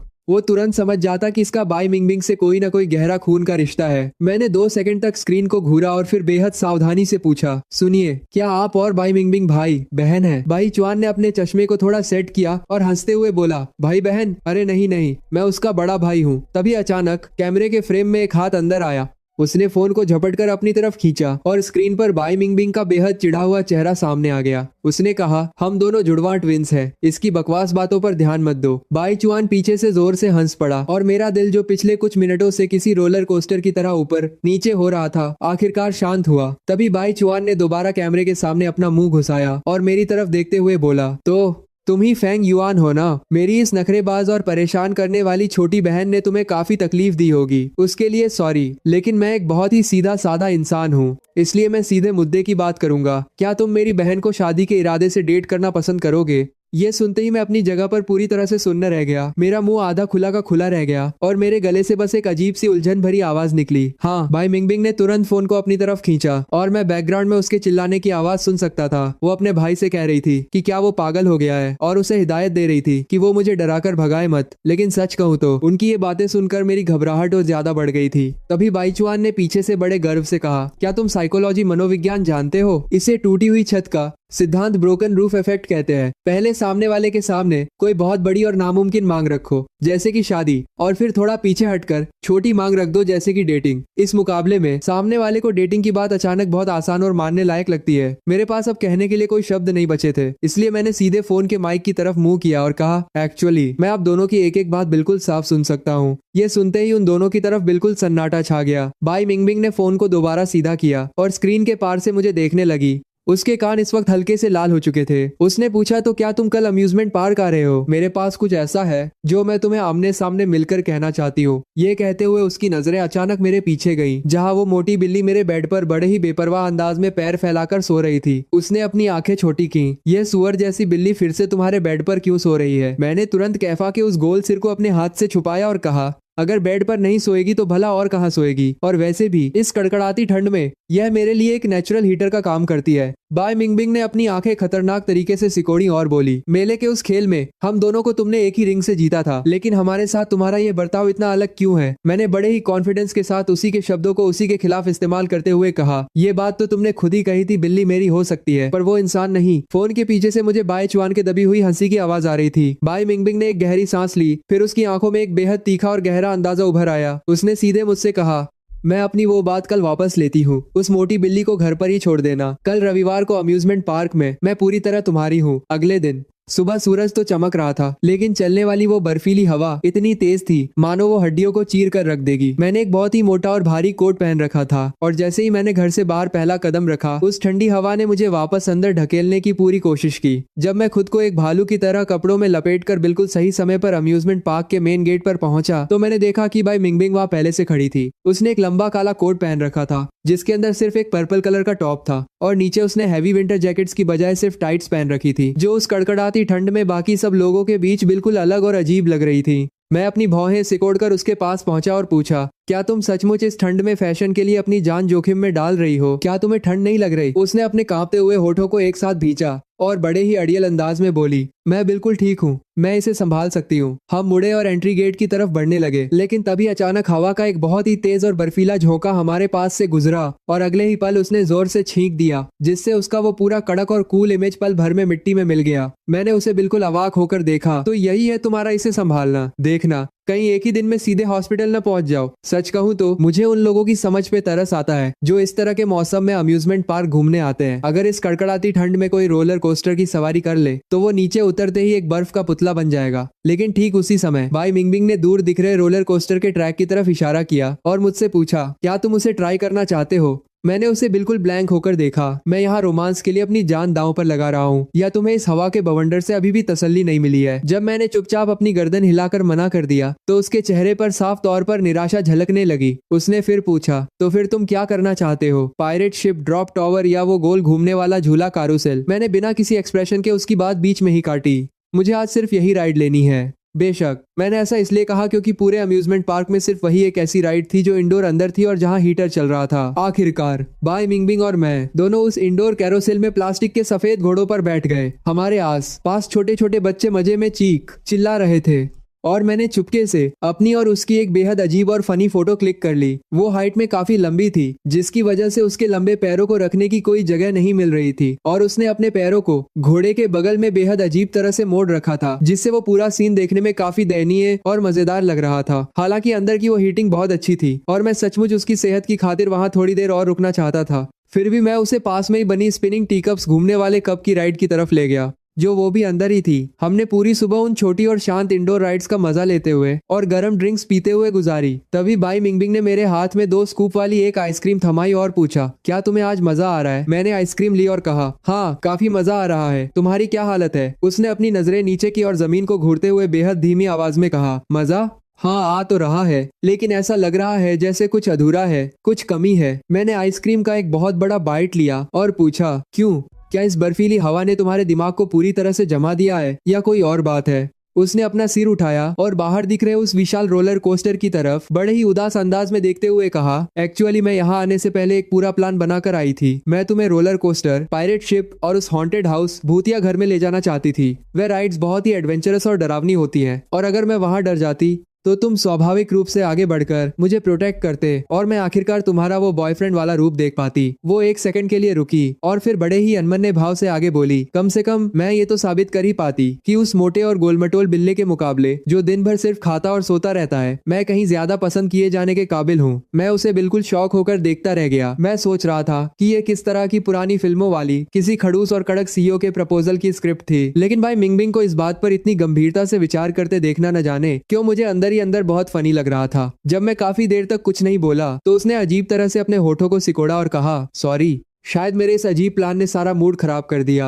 क्यों ना हम इसकी बजाय उस बड़े वाले जाइंट व्हील फेरिस व्हील की सवारी करें। हम दोनों एक ही समय पर बोल पड़े थे और इससे पहले कि मैं कुछ रिएक्ट कर पाता उसने मेरे कोट की आस्तीन को इतनी मजबूती से पकड़ लिया मानो उसे डर हो कि मैं रास्ते में ही कहीं भाग न जाऊं, और वो मुझे खींचती हुई फेरिस व्हील की तरफ ले गई। और फिर वो केबिन उस बर्फीली और तेज हवा के थपेड़ों से हवा में धीरे धीरे झूल रहा था। जब हम घूमते हुए बिल्कुल सबसे ऊपरी छोर हाईएस्ट पॉइंट पर पहुंचे, मैंने एक बार नीचे झांका और मेरे पैर तुरंत कांपने लगे। भाई मिंगबिंग ने उस सन्नाटे को तोड़ते हुए अचानक मुझसे पूछा, फेंग युआन, क्या तुम जानते हो कि इतने सारे लोग प्रपोज करने के लिए हमेशा फेरिस व्हील का ही रास्ता क्यों चुनते हैं? मेरा दिमाग एक सेकंड के लिए चकरा गया। मैंने कहा, क्योंकि यह बहुत ही रोमांटिक लगता है, शायद इसलिए। उसने अपना एक हाथ उठाया और कैबिन की खिड़की से बाहर की तरफ इशारा करते हुए कहा, अगर मनोवैज्ञानिक नजरिए से देखा जाए तो जब कोई इंसान अपने किसी सबसे बड़े डर का सामना करता है, जैसे कि ऊंचाई का डर, तो उसका शरीर स्वाभाविक रूप से एड्रेनालिन नाम का हार्मोन रिलीज करता है और डर की वजह से होने वाले उस शारीरिक बदलाव को, जैसे कि दिल का दिली वजह से वो ऊपर करता है, जोर जोर से धड़कना या सांसों का तेज होना। हमारा दिमाग अक्सर गलती से कोई दूसरा इमोशन समझ बैठता है, जैसे कि किसी के प्रति आकर्षण, एक्साइटमेंट या प्यार। इसलिए बहुत से लोग इस सस्पेंशन ब्रिज इफेक्ट की वजह से उस डर की घबराहट को ही सच्चा प्यार समझ बैठते हैं। उसकी ये बात सुनते ही मुझे अचानक सब कुछ समझ आ गया। मैंने उसकी तरफ देखा। ओह, तो यही वजह थी कि तुम सुबह से मुझे जबरदस्ती उस रोलर कोस्टर और हॉन्टेड हाउस में ले जाने की कोशिश कर रही थी। बाय मिंगबिंग ने बड़े ही मासूम और ईमानदार अंदाज में अपनी गर्दन हिला दी। हाँ, मेरा वो तरीका बहुत ही बचकाना था। मुझे इस तरह शॉर्टकट का सहारा लेकर तुम्हारे दिल में जगह बनाने की कोशिश नहीं करनी चाहिए थी। लेकिन मैंने अपना सिर धीरे से हिलाया और खिड़की के उस धुंधले कांच पर टेक लगा ली और अपनी उंगली से उस पर एक रैंडम गोला बनाते हुए कहा, माहौल और सिचुएशन लोगों के इमोशंस पर असर डाल सकते हैं, ये बात सच है। लेकिन मुझे नहीं लगता कि ऐसे पलों में इंसान जो कुछ भी महसूस करता है वो झूठ या दिखावा होता है। अगर कुछ होता भी है तो ये माहौल उन्हें बस एक हिम्मत देता है। जो लोग फेरिस व्हील पर एक दूसरे को सक्सेसफुली प्रपोज करते हैं, वे एड्रेनालिन की वजह से अचानक एक दूसरे के प्यार में नहीं पड़ जाते। वे अपना यह फैसला उस झूले पर बैठने से बहुत पहले ही ले चुके होते हैं। उनके पास बस उस बात को जुबान पर लाने की हिम्मत की थोड़ी सी कमी होती है जो वो माहौल उन्हें दे देता है। बाय मिंगबिंग बिना कुछ बोले काफी देर तक सीधे मेरी आंखों में झांकती रही। तभी हवा का एक और तेज और जोरदार झोंका आया जिससे हमारा वो केबिन हवा में थोड़ा सा डगमगाया और उसी पल उसने अचानक आगे बढ़कर मेरा हाथ बेहद मजबूती से थाम लिया। उसने बेहद गहरी और साफ आवाज में कहा, मेरे पास अपने दिल की बात कहने की हिम्मत की कभी कोई कमी नहीं थी। मैं तो बस इस बात से डर रही थी कि अगर मैं बहुत ज्यादा डायरेक्ट हो गई तो कहीं मैं तुम्हें डराकर अपने से दूर न कर दूं। फेंग युआन, क्या तुम मेरे बॉयफ्रेंड बनोगे? किसी के मुंह से प्रपोजल सुनना कोई डरावनी बात नहीं होती। लेकिन तभी मेरे दिमाग में आया कि अगर कोई इंसान जो हमेशा दूसरों से दूर बेहद शांत और कड़क रहता हो, जो कभी किसी के सामने अपने इमोशन जाहिर न करता हो, वो अचानक आपके सामने इस तरह अपने दिल को खोलकर रख दे, तो दुनिया का कोई भी लड़का यही सोचेगा कि वो कोई बेहद खूबसूरत सपना देख रहा है। बाय मिंगबिंग अपनी उन खूबसूरत आंखों से सीधे मुझे देख रही थी जिनमें सिर्फ और सिर्फ मेरा चेहरा नजर आ रहा था। लेकिन फिर भी मैं अपने दिल की उत्सुकता को दबा नहीं पाया और मैंने पूछ ही लिया, वैसे तुम्हें मुझ में ऐसा क्या पसंद आ गया? मेरे इस सवाल पर उसने अपनी पकड़ को थोड़ा ढीला किया, अपना मुंह खोला, पर वो कुछ बोल नहीं पाई। मैंने उसे घूरते हुए कहा, क्या यह सचमुच इतना मुश्किल सवाल है या तुम बस मेरे मजे ले रही हो? मैं सच कहूँ तो इतना नेगेटिव नहीं सोचना चाहता था, लेकिन उसकी तरफ से अचानक मिलने वाली ये प्यारी प्यारी बातें, ये फ्लर्टिंग, सब कुछ बहुत अचानक, बहुत रैंडम और नामुमकिन सा लग रहा था। मैं मानता हूँ कि मुझे उसका चेहरा थोड़ा पसंद था, पर आखिर मैं एक समझदार लड़का हूँ। मैं सिर्फ इसलिए किसी कुएं में नहीं कूद सकता क्योंकि किसी खूबसूरत लड़की ने वहाँ मेरे लिए जाल बिछाया है। जब फेरिस व्हील का वो पूरा चक्कर खत्म हुआ और वो धीरे धीरे जमीन पर वापस आया तो मैंने एक ठंडी सांस ली और हार मानते हुए कहा, कोई बात नहीं, कोई जल्दी नहीं है, तुम आराम से घर जाओ, सोचो, और जब तुम्हें पूरा यकीन हो जाए तब मुझे जवाब देना। अभी कुछ देर पहले ही वो बड़े कॉन्फिडेंस से कह रही थी कि उसके पास हिम्मत की कोई कमी नहीं है और अब अचानक वो बिल्कुल चुप हो गई थी।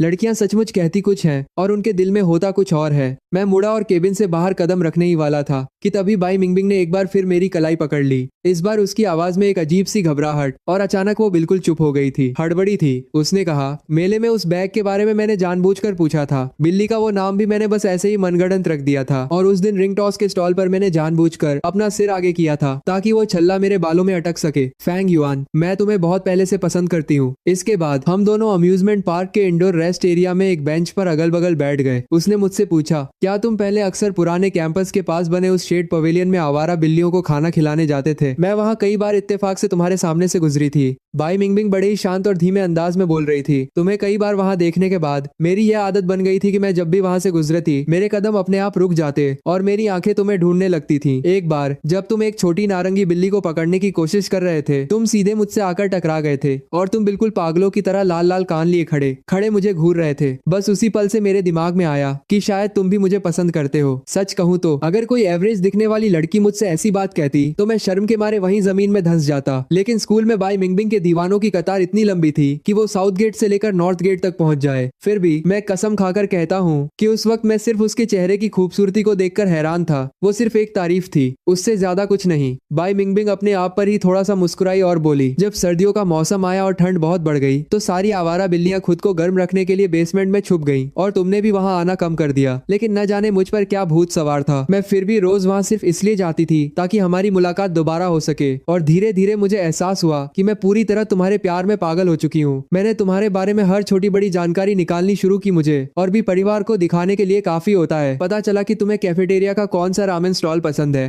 तुम्हारे क्लासेस किस किस दिन होते हैं और ये भी कि तुम बिल्लियों के लिए कितने दीवाने हो। इसीलिए मैं एक आवारा बिल्ली के शेल्टर होम में गई और इस नारंगी बिल्ली को अडॉप्ट कर लिया। फैंग युआन, अगर उस दिन मेले में तुम्हारा वो छल्ला मेरे सिर पर न भी गिरता तो भी मैं कोई ना कोई बहाना बनाकर इस बिल्ली को चुपके से तुम्हारे आसपास छोड़ देती और ये नाटक करती कि मेरी बिल्ली खो गई है ताकि मैं तुमसे मिल सकूं। तभी उसकी इस पूरी सोची समझी और लंबी प्लानिंग वाली लव स्टोरी को सुनने के बाद मुझे अंदर ही अंदर यह मानना पड़ा कि स्कूल की एक कड़क और शांत दिखने वाली हसीना पीठ पीछे बहुत बड़ी गेम प्लानर थी। यहाँ तक कि मेरा अपना चेहरा भी अब गर्म होने लगा था। इसका मतलब वो जितने भी अजीब और तंज भरे मैसेजेस पहले भेज रही थी वो सब उसी दिन के बारे में थे जब मैं उससे टकराया था, जिसे मैं कब का भूल चुका था। ये सब आखिर क्या चल रहा था? स्कूल की सबसे खूबसूरत लड़की ने अपने दिमाग में ही पूरी प्रेम कहानी रच ली थी और खुद ही मेरे प्यार में पड़ गई थी।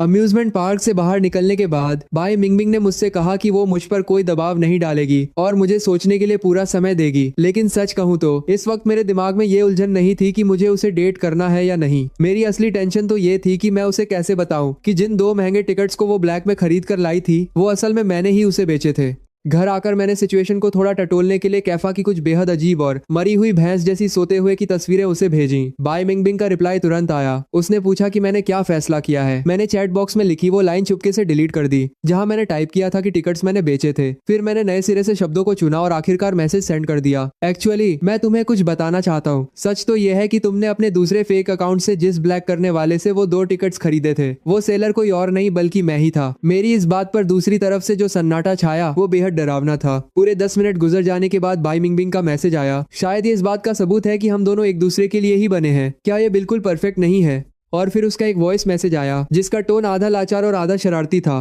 फैंग युआन, तुम और कितने समय तक मेरा इम्तिहान लोगे? अम्यूजमेंट पार्क से आने के बाद से मैं तुम्हारे जवाब के इंतजार में न ठीक से खा पा रही हूँ और न सो पा रही हूँ। यहाँ तक कि उस बर्फीली हवा की वजह से मेरी तबीयत भी खराब हो गई है और मैं बिल्कुल थकी हारी दिख रही हूँ। पहले तो मुझे ये सुनकर सचमुच बुरा लगा, लेकिन वो जैसे जैसे बोलती गई मुझे वो बातें कुछ जानी पहचानी सी लगी। मैंने तुरंत उसकी चोरी पकड़ी और लिखा, अरे रुको, ये बिल्कुल वही डायलॉग है ना जो तुमने मुझे अपनी मम्मी को चिपकाने के लिए सिखाया था ताकि वो कैफा को घर में रखने के लिए मान जाएं। बाई मिंगबिंग ने उधर से एक ठंडी हुंकार भरी। मैं झूठ नहीं बोल रही थी। मेरी हालत इस वक्त तुम्हारी उस बिल्ली से भी ज्यादा बदतर है। जैसे ही उसने उसका नाम लिया बेड पर पेट ऊपर किए सो रहा हमारा वो कैफा अचानक घूमा और सीधे मेरे फोन की स्क्रीन पर आकर बैठ गया। फोन पर चाहे जितने भी मैसेजेस के अलर्ट्स आ रहे थे वो किसी ध्यान में बैठे साधु की तरह वहीं जमा रहा। फिर उसने आलस में अपना एक पैर उठाया, खुद को साफ किया और एक जोरदार लात मारकर मेरा फोन बेड से नीचे गिरा दिया और वापस मेरी बाहों में आकर ऐसे लेट गया मानो कुछ हुआ ही ना हो। ये दोनों सचमुच मेरे प्यार को पाने के लिए एक दूसरे के जानी दुश्मन बने हुए थे।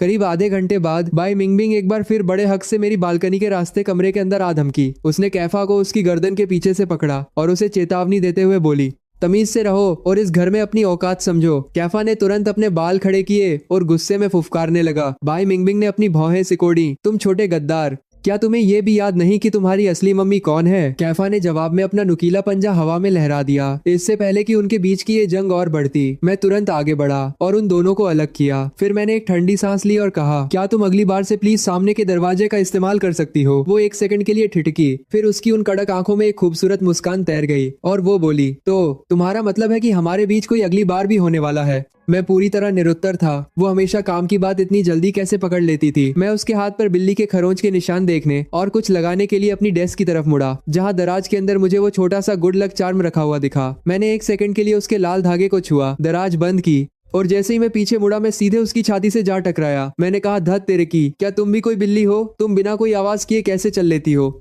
उसने अपने दोनों हाथ मेरे पीछे रखी डेस्क के कोनों पर टिका दिए, मुझे अपने बीच घेरते हुए बोली, शायद कैफा का असर मुझ पर भी हो गया है, क्योंकि मैं जब भी तुम्हें देखती हूँ मेरा मन करता है कि मैं तुम्हारे बिल्कुल करीब रहूं और ये पक्का करूं कि तुम्हारी ये आंखें सिर्फ और सिर्फ मुझे देखें। और फिर उसके बदन से आने वाली वो नींबू और पुदीने की ठंडी महक पूरे कमरे की हवा में घुल चुकी थी। मैंने घबराहट में अपना एक हाथ उसके कंधे पर रखा और उसे थोड़ा पीछे ढकेलते हुए कहा, तुम बहुत तेजी से आगे बढ़ रही हो। मैं एक सीधा सादा कॉलेज का लड़का हूँ, मैं ये सब नहीं संभाल सकता। वो आधा कदम पीछे हटी और उसने पूछा, तो फेंग युआन, तुम्हें क्या लगता है कि इस वक्त हमारे रिश्ते को कहाँ होना चाहिए? तभी मेरे दिमाग ने काम करना शुरू किया और मुझे एहसास हुआ कि यहाँ कुछ गड़बड़ है। अरे मैंने तो अभी तक उसे डेट करने के लिए हाँ भी नहीं कहा था। मैं अभी बहस करने ही वाला था कि उसने फुर्ती से अपना हाथ मेरे मुंह पर रख दिया और बड़े ही मासूम अंदाज में बोली, जरा मुझ पर तरस खाओ, मेरी नींद उड़ चुकी है, भूख गायब है और तुम्हारी इस खूंखार बिल्ली ने मुझ पर हमला भी किया है। अब बस हाँ कह भी दो। जहाँ उसका हाथ मेरे चेहरे को छू रहा था वो जगह बिल्कुल आग की तरह गर्म हो रही थी। मेरी आंखें उसकी आंखों को छोड़कर पूरे कमरे में यहाँ वहाँ भटकने लगी और जब मुझे लगा कि शर्म और घबराहट से मेरी पूरी पीठ पसीने से तर हो चुकी है, मैंने बेबस होकर अपनी गर्दन हिला दी, यानी हाँ कह दिया। उसने आखिरकार अपना हाथ हटाया और मैंने तुरंत अपनी पहली शर्त सामने रखी, अगर हम ये रिश्ता शुरू कर रहे हैं तो बाहर किसी दूसरी आवारा बिल्ली के साथ कोई फ्लर्टिंग नहीं होगी। इस मामले में मैं और कैफा बिल्कुल एक है।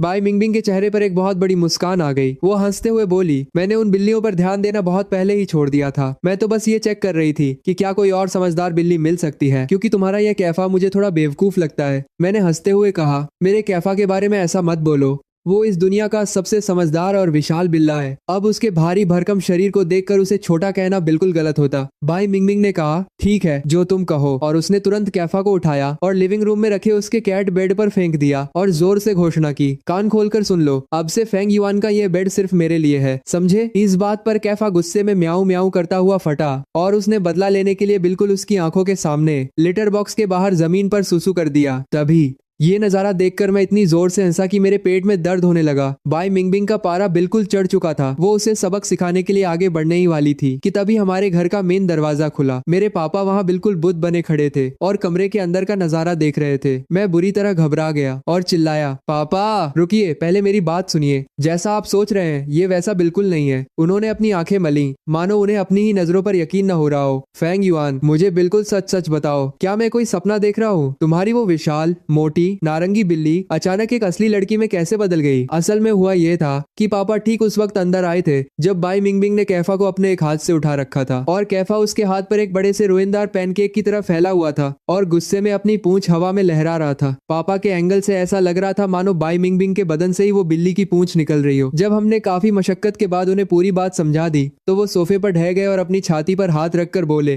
तुम दोनों ने तो मुझे हार्ट अटैक ही दे दिया था। फिर बात करते करते अचानक उनकी पैनी नजरें बाई मिंगमिंग पर टिक गईं और उन्होंने पूछा, अरे रुको, वैसे ये खूबसूरत लड़की है कौन? भगवान का शुक्र है कि उन्होंने आखिरकार असली सवाल पूछ ही लिया था। मैं बड़े ही कैजुअल अंदाज में कहने वाला था कि यह मेरी क्लासमेट है, पर इससे पहले कि मेरे मुंह से एक शब्द भी निकलता बाई मिंगमिंग एक कदम आगे बढ़ी। उसने पापा के सामने पूरे 90 डिग्री पर झुककर प्रणाम किया और बोली, हेलो अंकल, मैं फेंग युआन की गर्लफ्रेंड हूँ। पापा की भौहें तुरंत आपस में खिंच गयी। उन्होंने मुझे एक जोरदार शौक के साथ घूरा। यह लड़का छुप छुप कर कब से किसी को डेट कर रहा है और मुझे इस बात की कान खबर तक नहीं हुई। बाई मिंगमिंग ने अपने चेहरे पर वही शांत और परफेक्ट मुस्कान बनाए रखी और बड़े आराम से जवाब दिया, अंकल बस आज से ही। जैसे ही पापा मुड़े उनकी आंखों में मेरे लिए साफ तौर पर कत्ल करने वाले एक्सप्रेशंस थे। वो गुस्से में फुफकारे, तुम छोटे बदमाश, मुझे बिल्कुल सच सच बताओ कि यहाँ क्या खिचड़ी पक रही है? मुझे अंदाजा हो गया था कि अब माहौल बहुत गर्म होने वाला है, इसलिए मैंने चुपके से आगे बढ़कर बाई मिंगबिंग की आस्तीन खींची और फुसफुसाया, मुझे लगता है कि तुम्हें आज के लिए यहाँ से निकल जाना चाहिए। मेरी बात सुनते ही उसके चेहरे की वो मुस्कान गायब हो गई और उसने पल भर में एक बेहद लाचार और मासूम सी शक्ल बना ली। ठीक है, मैं तुम्हारी बात मान लेती हूँ। मैं जानती हूँ कि तुम्हें हमेशा ऐसा लगता था कि मैं इतनी अच्छी नहीं हूँ कि तुम मुझे अपने पेरेंट्स से मिलवा सको, इसीलिए तुम बात को टालते रहते थे। अगर आज अंकल ने हमें अचानक रंगे हाथों न पकड़ा होता तो तुम शायद कभी। उसने एक ठंडी सांस ली। खैर, इन सब बातों से कोई फर्क नहीं पड़ता जब तक तुम्हारे दिल में मेरे लिए फीलिंग्स हैं। चाहे तुम मुझे कभी कोई नाम ना दो, मैं उसे भी स्वीकार कर लूंगी। और फिर अपना वो दिल तोड़ देने वाला ड्रामा पूरा करने के बाद वो बिना किसी हिचकिचाहट के मुड़ी और बड़े आराम से घर से बाहर निकल गई। मैं वहीं का वहीं पूरी तरह अवाक खड़ा रह गया। इससे पहले कि मेरा दिमाग उसकी उस इमोशनल और मनगढ़ंत बकवास को प्रोसेस कर पाता, मैंने देखा कि पापा का चेहरा गुस्से से बिल्कुल काला पड़ चुका था। उन्होंने तुरंत अपनी जेब से फोन निकाला और मम्मी को कॉल मिलाकर चिल्लाए, तुम जहाँ कहीं भी हो तुरंत घर वापस आओ। तुम्हारे इस लाडले बेटे ने एक मासूम सी लड़की को अपने जाल में फंसाया और अब वो अपनी जिम्मेदारी से पल्ला झाड़ रहा है। उस रात मेरी माँ हाथ में बेलन लिए पूरे घर में मुझे दौड़ाती रही। हालांकि मैं शारीरिक रूप से तो जिंदा बच गया, लेकिन मेरी आत्मा पूरी तरह से छलनी हो चुकी थी। पापा सोफे पर बड़े ही गंभीर अंदाज में बैठे थे और बोले, फैंग युआन, मैं और तुम्हारी माँ डेटिंग के मामले में काफी खुले विचारों के हैं, लेकिन हमारे खानदान के लड़कों को अपनी जिम्मेदारी निभाना अच्छी तरह आता है। अगर तुमने उस लड़की की फीलिंग्स के साथ खेला है तो तुम्हें अंजाम तक उसका साथ निभाना होगा। उन घटिया लड़कों की तरह बर्ताव मत करना जो अपना मतलब निकल जाने के बाद लड़कियों को छोड़ देते हैं, समझे? माँ उनके बगल में खड़ी जोर जोर से सांसें ले रही थी, पर उनकी उत्सुकता कम नहीं हुई थी। उन्होंने पूछा, वैसे वो लड़की दिखती कैसी है? क्या वो सुंदर है? पापा ने अपनी जांघ पर हाथ पटका और थम्स अप करते हुए बोले, सुंदरता के मामले में तो कोई शिकायत की गुंजाइश ही नहीं है। बेहद खूबसूरत और संस्कारी लड़की है। यह सुनते ही माँ के चेहरे पर आखिरकार एक संतुष्टि भरी मुस्कान आई और वो बोली, तो फिर उसके साथ अच्छे से पेश आना, अपनी कंगाली मत दिखाना और इस वीकेंड पर उसे घर लेकर आना। मैं उसके लिए अपने हाथों से कुछ अच्छा खाना बनाऊंगी। मेरा सचमुच रोने का मन कर रहा था। उस रात मुझे इतना गुस्सा आया कि मैंने कैफा को कंबल के अंदर दबोच लिया और मन ही मन बाई मिंगबिंग और उसके पूरे खानदान को कोसने लगा। मैंने कैफा को कंबल के अंदर दबोच लिया। मेरा सचमुच रोने का मन कर रहा था। मैंने कैफा को कंबल के अंदर दबोच लिया और मन ही मन बाई मिंगबिंग और उसके पूरे खानदान को कोसने लगा। मैंने कैफा को कंबल के अंदर दबोच लिया और मन ही मन बाई मिंगबिंग और उसके पूरे खानदान को कोसने लगा। मैंने कैफा को कंबल के अंदर दबोच लिया। मैंने कैफा को कंबल के अंदर दबोच लिया और मन ही मन बाई मिंगबिंग और उसके कुसने लगा था। मैंने कैफा को कंबल के अंदर दबोच लिया। मैंने कैफा को कंबल के अंदर दबोच लिया और मन ही मन बाई मिंगबिंग और उसके कंबल के अंदर दबोच लिया। मैंने कैफा को कंबल के अंदर दबोच लिया। मैंने कैफा को कंबल के अंदर दबोच लिया। मैंने कैफा को कंबल के अंदर दबोच लिया। मैंने कैफा को कंबल। लेकिन हमारे इस तरह ऑफिशियली रिलेशनशिप में आने के कुछ ही समय बाद किसी ने स्कूल की कन्फेशन वॉल पर बाई मिंगबिंग को दोबारा प्रपोज करने के लिए एक पोस्ट डाला। पर जिस बात की मुझे दूर दूर तक उम्मीद नहीं थी वो ये थी कि इस पूरे ड्रामे के पीछे की डोर संभालने वाला कोई और नहीं बल्कि खुद उसका भाई बाई चुआन था। उसने मुझे कॉफी पर बाहर बुलाया और बिल्कुल मेरी आंखों के सामने उसने कन्फेशन वॉल पर बाई मिंगबिंग के रिलेशनशिप का ऑफिशियल अनाउंसमेंट पोस्ट कर दिया और साथ ही उस पुराने पोस्ट को पिन कर दिया जिसमें उसने बाई मिंगबिंग के उस तथाकथित पहले प्यार की अफवाह का पूरी तरह से खंडन किया था। एक ही झटके में पूरे स्कूल को पता चल गया कि बाई मिंगबिंग अब कमिटेड है और उसका बॉयफ्रेंड कोई और नहीं बल्कि फेंग युआन है। और इसके साथ ही वो बेवकूफाना गलतफहमी भी हमेशा के लिए दूर हो गई कि उसका अपना सगा भाई ही उसका व्हाइट मूनलाइट था। बाई चुआन ने बड़े ही आराम से अपनी ब्लैक कॉफी की एक चुस्की ली, अपनी ठुड्डी को एक हाथ पर टिकाया और अपने चश्मे के पार से एक अजीब और शरारती मुस्कान के साथ मुझे देखा। फेंग युआन, क्या तुम जानते हो कि जुड़वा बच्चों के बीच एक अजीब सा कनेक्शन होता है? हम कभी कभी एक ही समय पर एक ही इंसान के प्यार में भी पड़ सकते हैं। ये सुनते ही मेरी रीढ़ की हड्डी में एक ठंडी सी सिहरन दौड़ गई। मैंने कहा, अरे भाई साहब, मुझे इस तरह मत डराइए, आप दोनों भाई बहन हैं। मुझे इस तरह सीट पर जमा हुआ देखकर वो अचानक जोर से हंस पड़ा। रिलैक्स यार, मैं बस मजाक कर रहा था। मुझे अपनी उस हिंसक और खूंखार बहन के हाथों पिटकर मरने का कोई शौक नहीं है। मैं बस उसके साथ एक अजीब सी हंसी हंस पाया। अपनी पार्टनर के साथ को जवाब ही आता है। अब जो इन्हें बस चौक और बातें जाता है दोस्तों को भी कर दिया जाता है। फिर मैंने पूछा, वैसे आप तो फॉरेन लैंग्वेज डिपार्टमेंट विदेशी भाषा विभाग से हैं, तो आप हमारे स्कूल के फोरम पर ये कन्फेशन वॉल क्यों चला रहे थे? उसने अपनी आंखें ऊपर की और चिढ़कर बोला, तुम्हें क्या लगता है मुझे ये बोरिंग काम करने का कोई शौक था? बाई मिंगबिंग ने व्यावहारिक रूप से मेरी गर्दन पर चाकू रख दिया था और मुझे मजबूर किया था कि मैं इसके पिछले ओनर से इस पेज को खरीदूं। उसे डर था कि अगर तुमने कभी वहां उसके लिए कोई कन्फेशन पोस्ट डाला तो कहीं उससे वो मिस ना हो जाए। सच कहूँ तो मुझे आज तक समझ नहीं आया कि वो ये बात सीधे तुमसे आकर क्यों नहीं कह पाई। बाद में तो उसने मुझे इस बात के लिए भी मजबूर किया कि मैं फेक अकाउंट्स का इस्तेमाल करके ऐसे पोस्ट डालूं जिससे तुम्हें जलन हो, ताकि वो तुम्हारा रिएक्शन चेक कर सके। प्यार के मामले में वो लड़की पूरी तरह से पागल हो चुकी है। तभी ये सब सुनने के बाद मैं सचमुच पूरी तरह निशब्द था। बाई मिंगमिंग ने मुझे पाने के लिए इतनी बड़ी और गहरी प्लानिंग कर रखी थी। ये कोई नॉर्मल लव स्टोरी नहीं थी,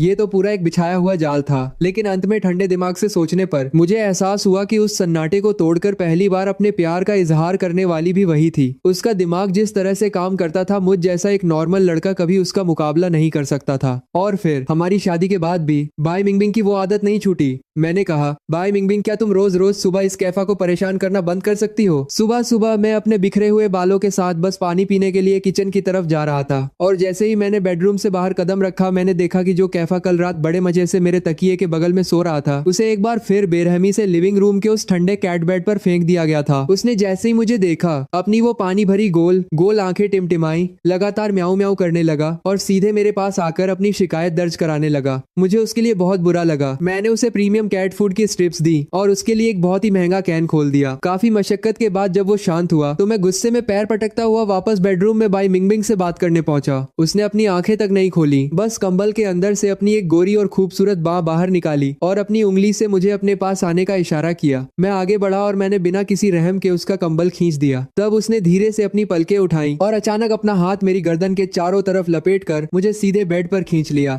स्वामी, इतनी सुबह सुबह आपको इतना गुस्सा क्यों आ रहा है? यह आपकी सेहत के लिए बिल्कुल अच्छा नहीं है। मैंने उसकी बाहों से खुद को छुड़ाने की कोशिश करते हुए कहा, बात मत बदलो, तुम्हें हमेशा इस कैफा से क्या प्रॉब्लम रहती है? उसने अपना चेहरा मेरी गर्दन पर रगड़ा और अपनी उस नींद भरी भारी आवाज में फुसफुसाया, कल रात हमारे बीच जो कुछ भी हुआ वो बहुत ही पर्सनल और इंटेंस था। वो किसी भी तरह से सार्वजनिक प्रदर्शन के लायक नहीं था। मैं तो बस कैफा के मानसिक स्वास्थ्य के बारे में सोच रही थी। मैं नहीं चाहती कि वो हमसे कोई गलत आदतें सीखे और बाहर जाकर मोहल्ले की बाकी बिल्लियों का चरित्र खराब करे। जैसे ही उसने कल रात का जिक्र किया, मेरा पूरा चेहरा एक बार फिर शर्म से लाल हो उठा। मैंने उसके कंधे को धक्का दिया और कहा, चलो अब उठो भी। पर वो कहाँ मानने वाली थी। उसके होठों पर वही पुरानी शरारती और चिढ़ाने वाली मुस्कान उभर आई। उसने मेरे कान के पास आकर धीरे से फुसफुसाया, या फिर कहीं ऐसा तो नहीं है मेरे पतिदेव कि जब हम दोनों इतने करीब आ रहे होते हैं और पूरी गहराई से एक दूसरे से बात कर रहे होते हैं, तो आपको छुपकर देखती हुई आंखों का वो जोड़ा बैकग्राउंड में अच्छा लगता है? मैंने तुरंत अपना हाथ उसके मुंह पर रख दिया। मेरा चेहरा इस वक्त टमाटर को भी मात दे रहा था। चुप करो। तभी हवा के एक तेज झोंके से हमारे बेडरूम का वो आधा खुला दरवाजा जोर से बंद हुआ और उसमें एक क्लिक की आवाज के साथ लॉक लग गया। बाई मिंगमिंग ने बड़े ही स्मूथ अंदाज में करवट ली और वो मेरे ऊपर आ गई। उस पूरी हलचल और तेज होती सांसों के बीच मेरे दिमाग में अचानक एक बहुत ही अजीब सा ख्याल आया, मानो मैं कोई बहुत जरूरी बात भूल रहा हूँ। बाई मिंगमिंग ने मेरा ध्यान भटकते हुए देख लिया और उसने सजा के तौर पर मेरे कंधे पर धीरे से काट लिया। पूरा ध्यान मुझ पर रखो। मैंने एक गहरी सांस ली और मेरे दिमाग में जो कोई भी छोटी मोटी चिंता थी वो पल भर में हवा हो गई। उधर बाहर लिविंग रूम में कैफा अपने उस खाली कटोरे को देख रहा था जिसे वो चाट चाट कर पूरी तरह चमका चुका था। उसने एक बेहद उदास और बेबस चेहरा बनाया और पूरी हताशा में पैर मारकर उस महंगे कैट फूड के खाली कैन को फर्श पर लुढ़का दिया, मानो वो कह रहा हो, यहाँ मेरी कोई कद्र ही नहीं है।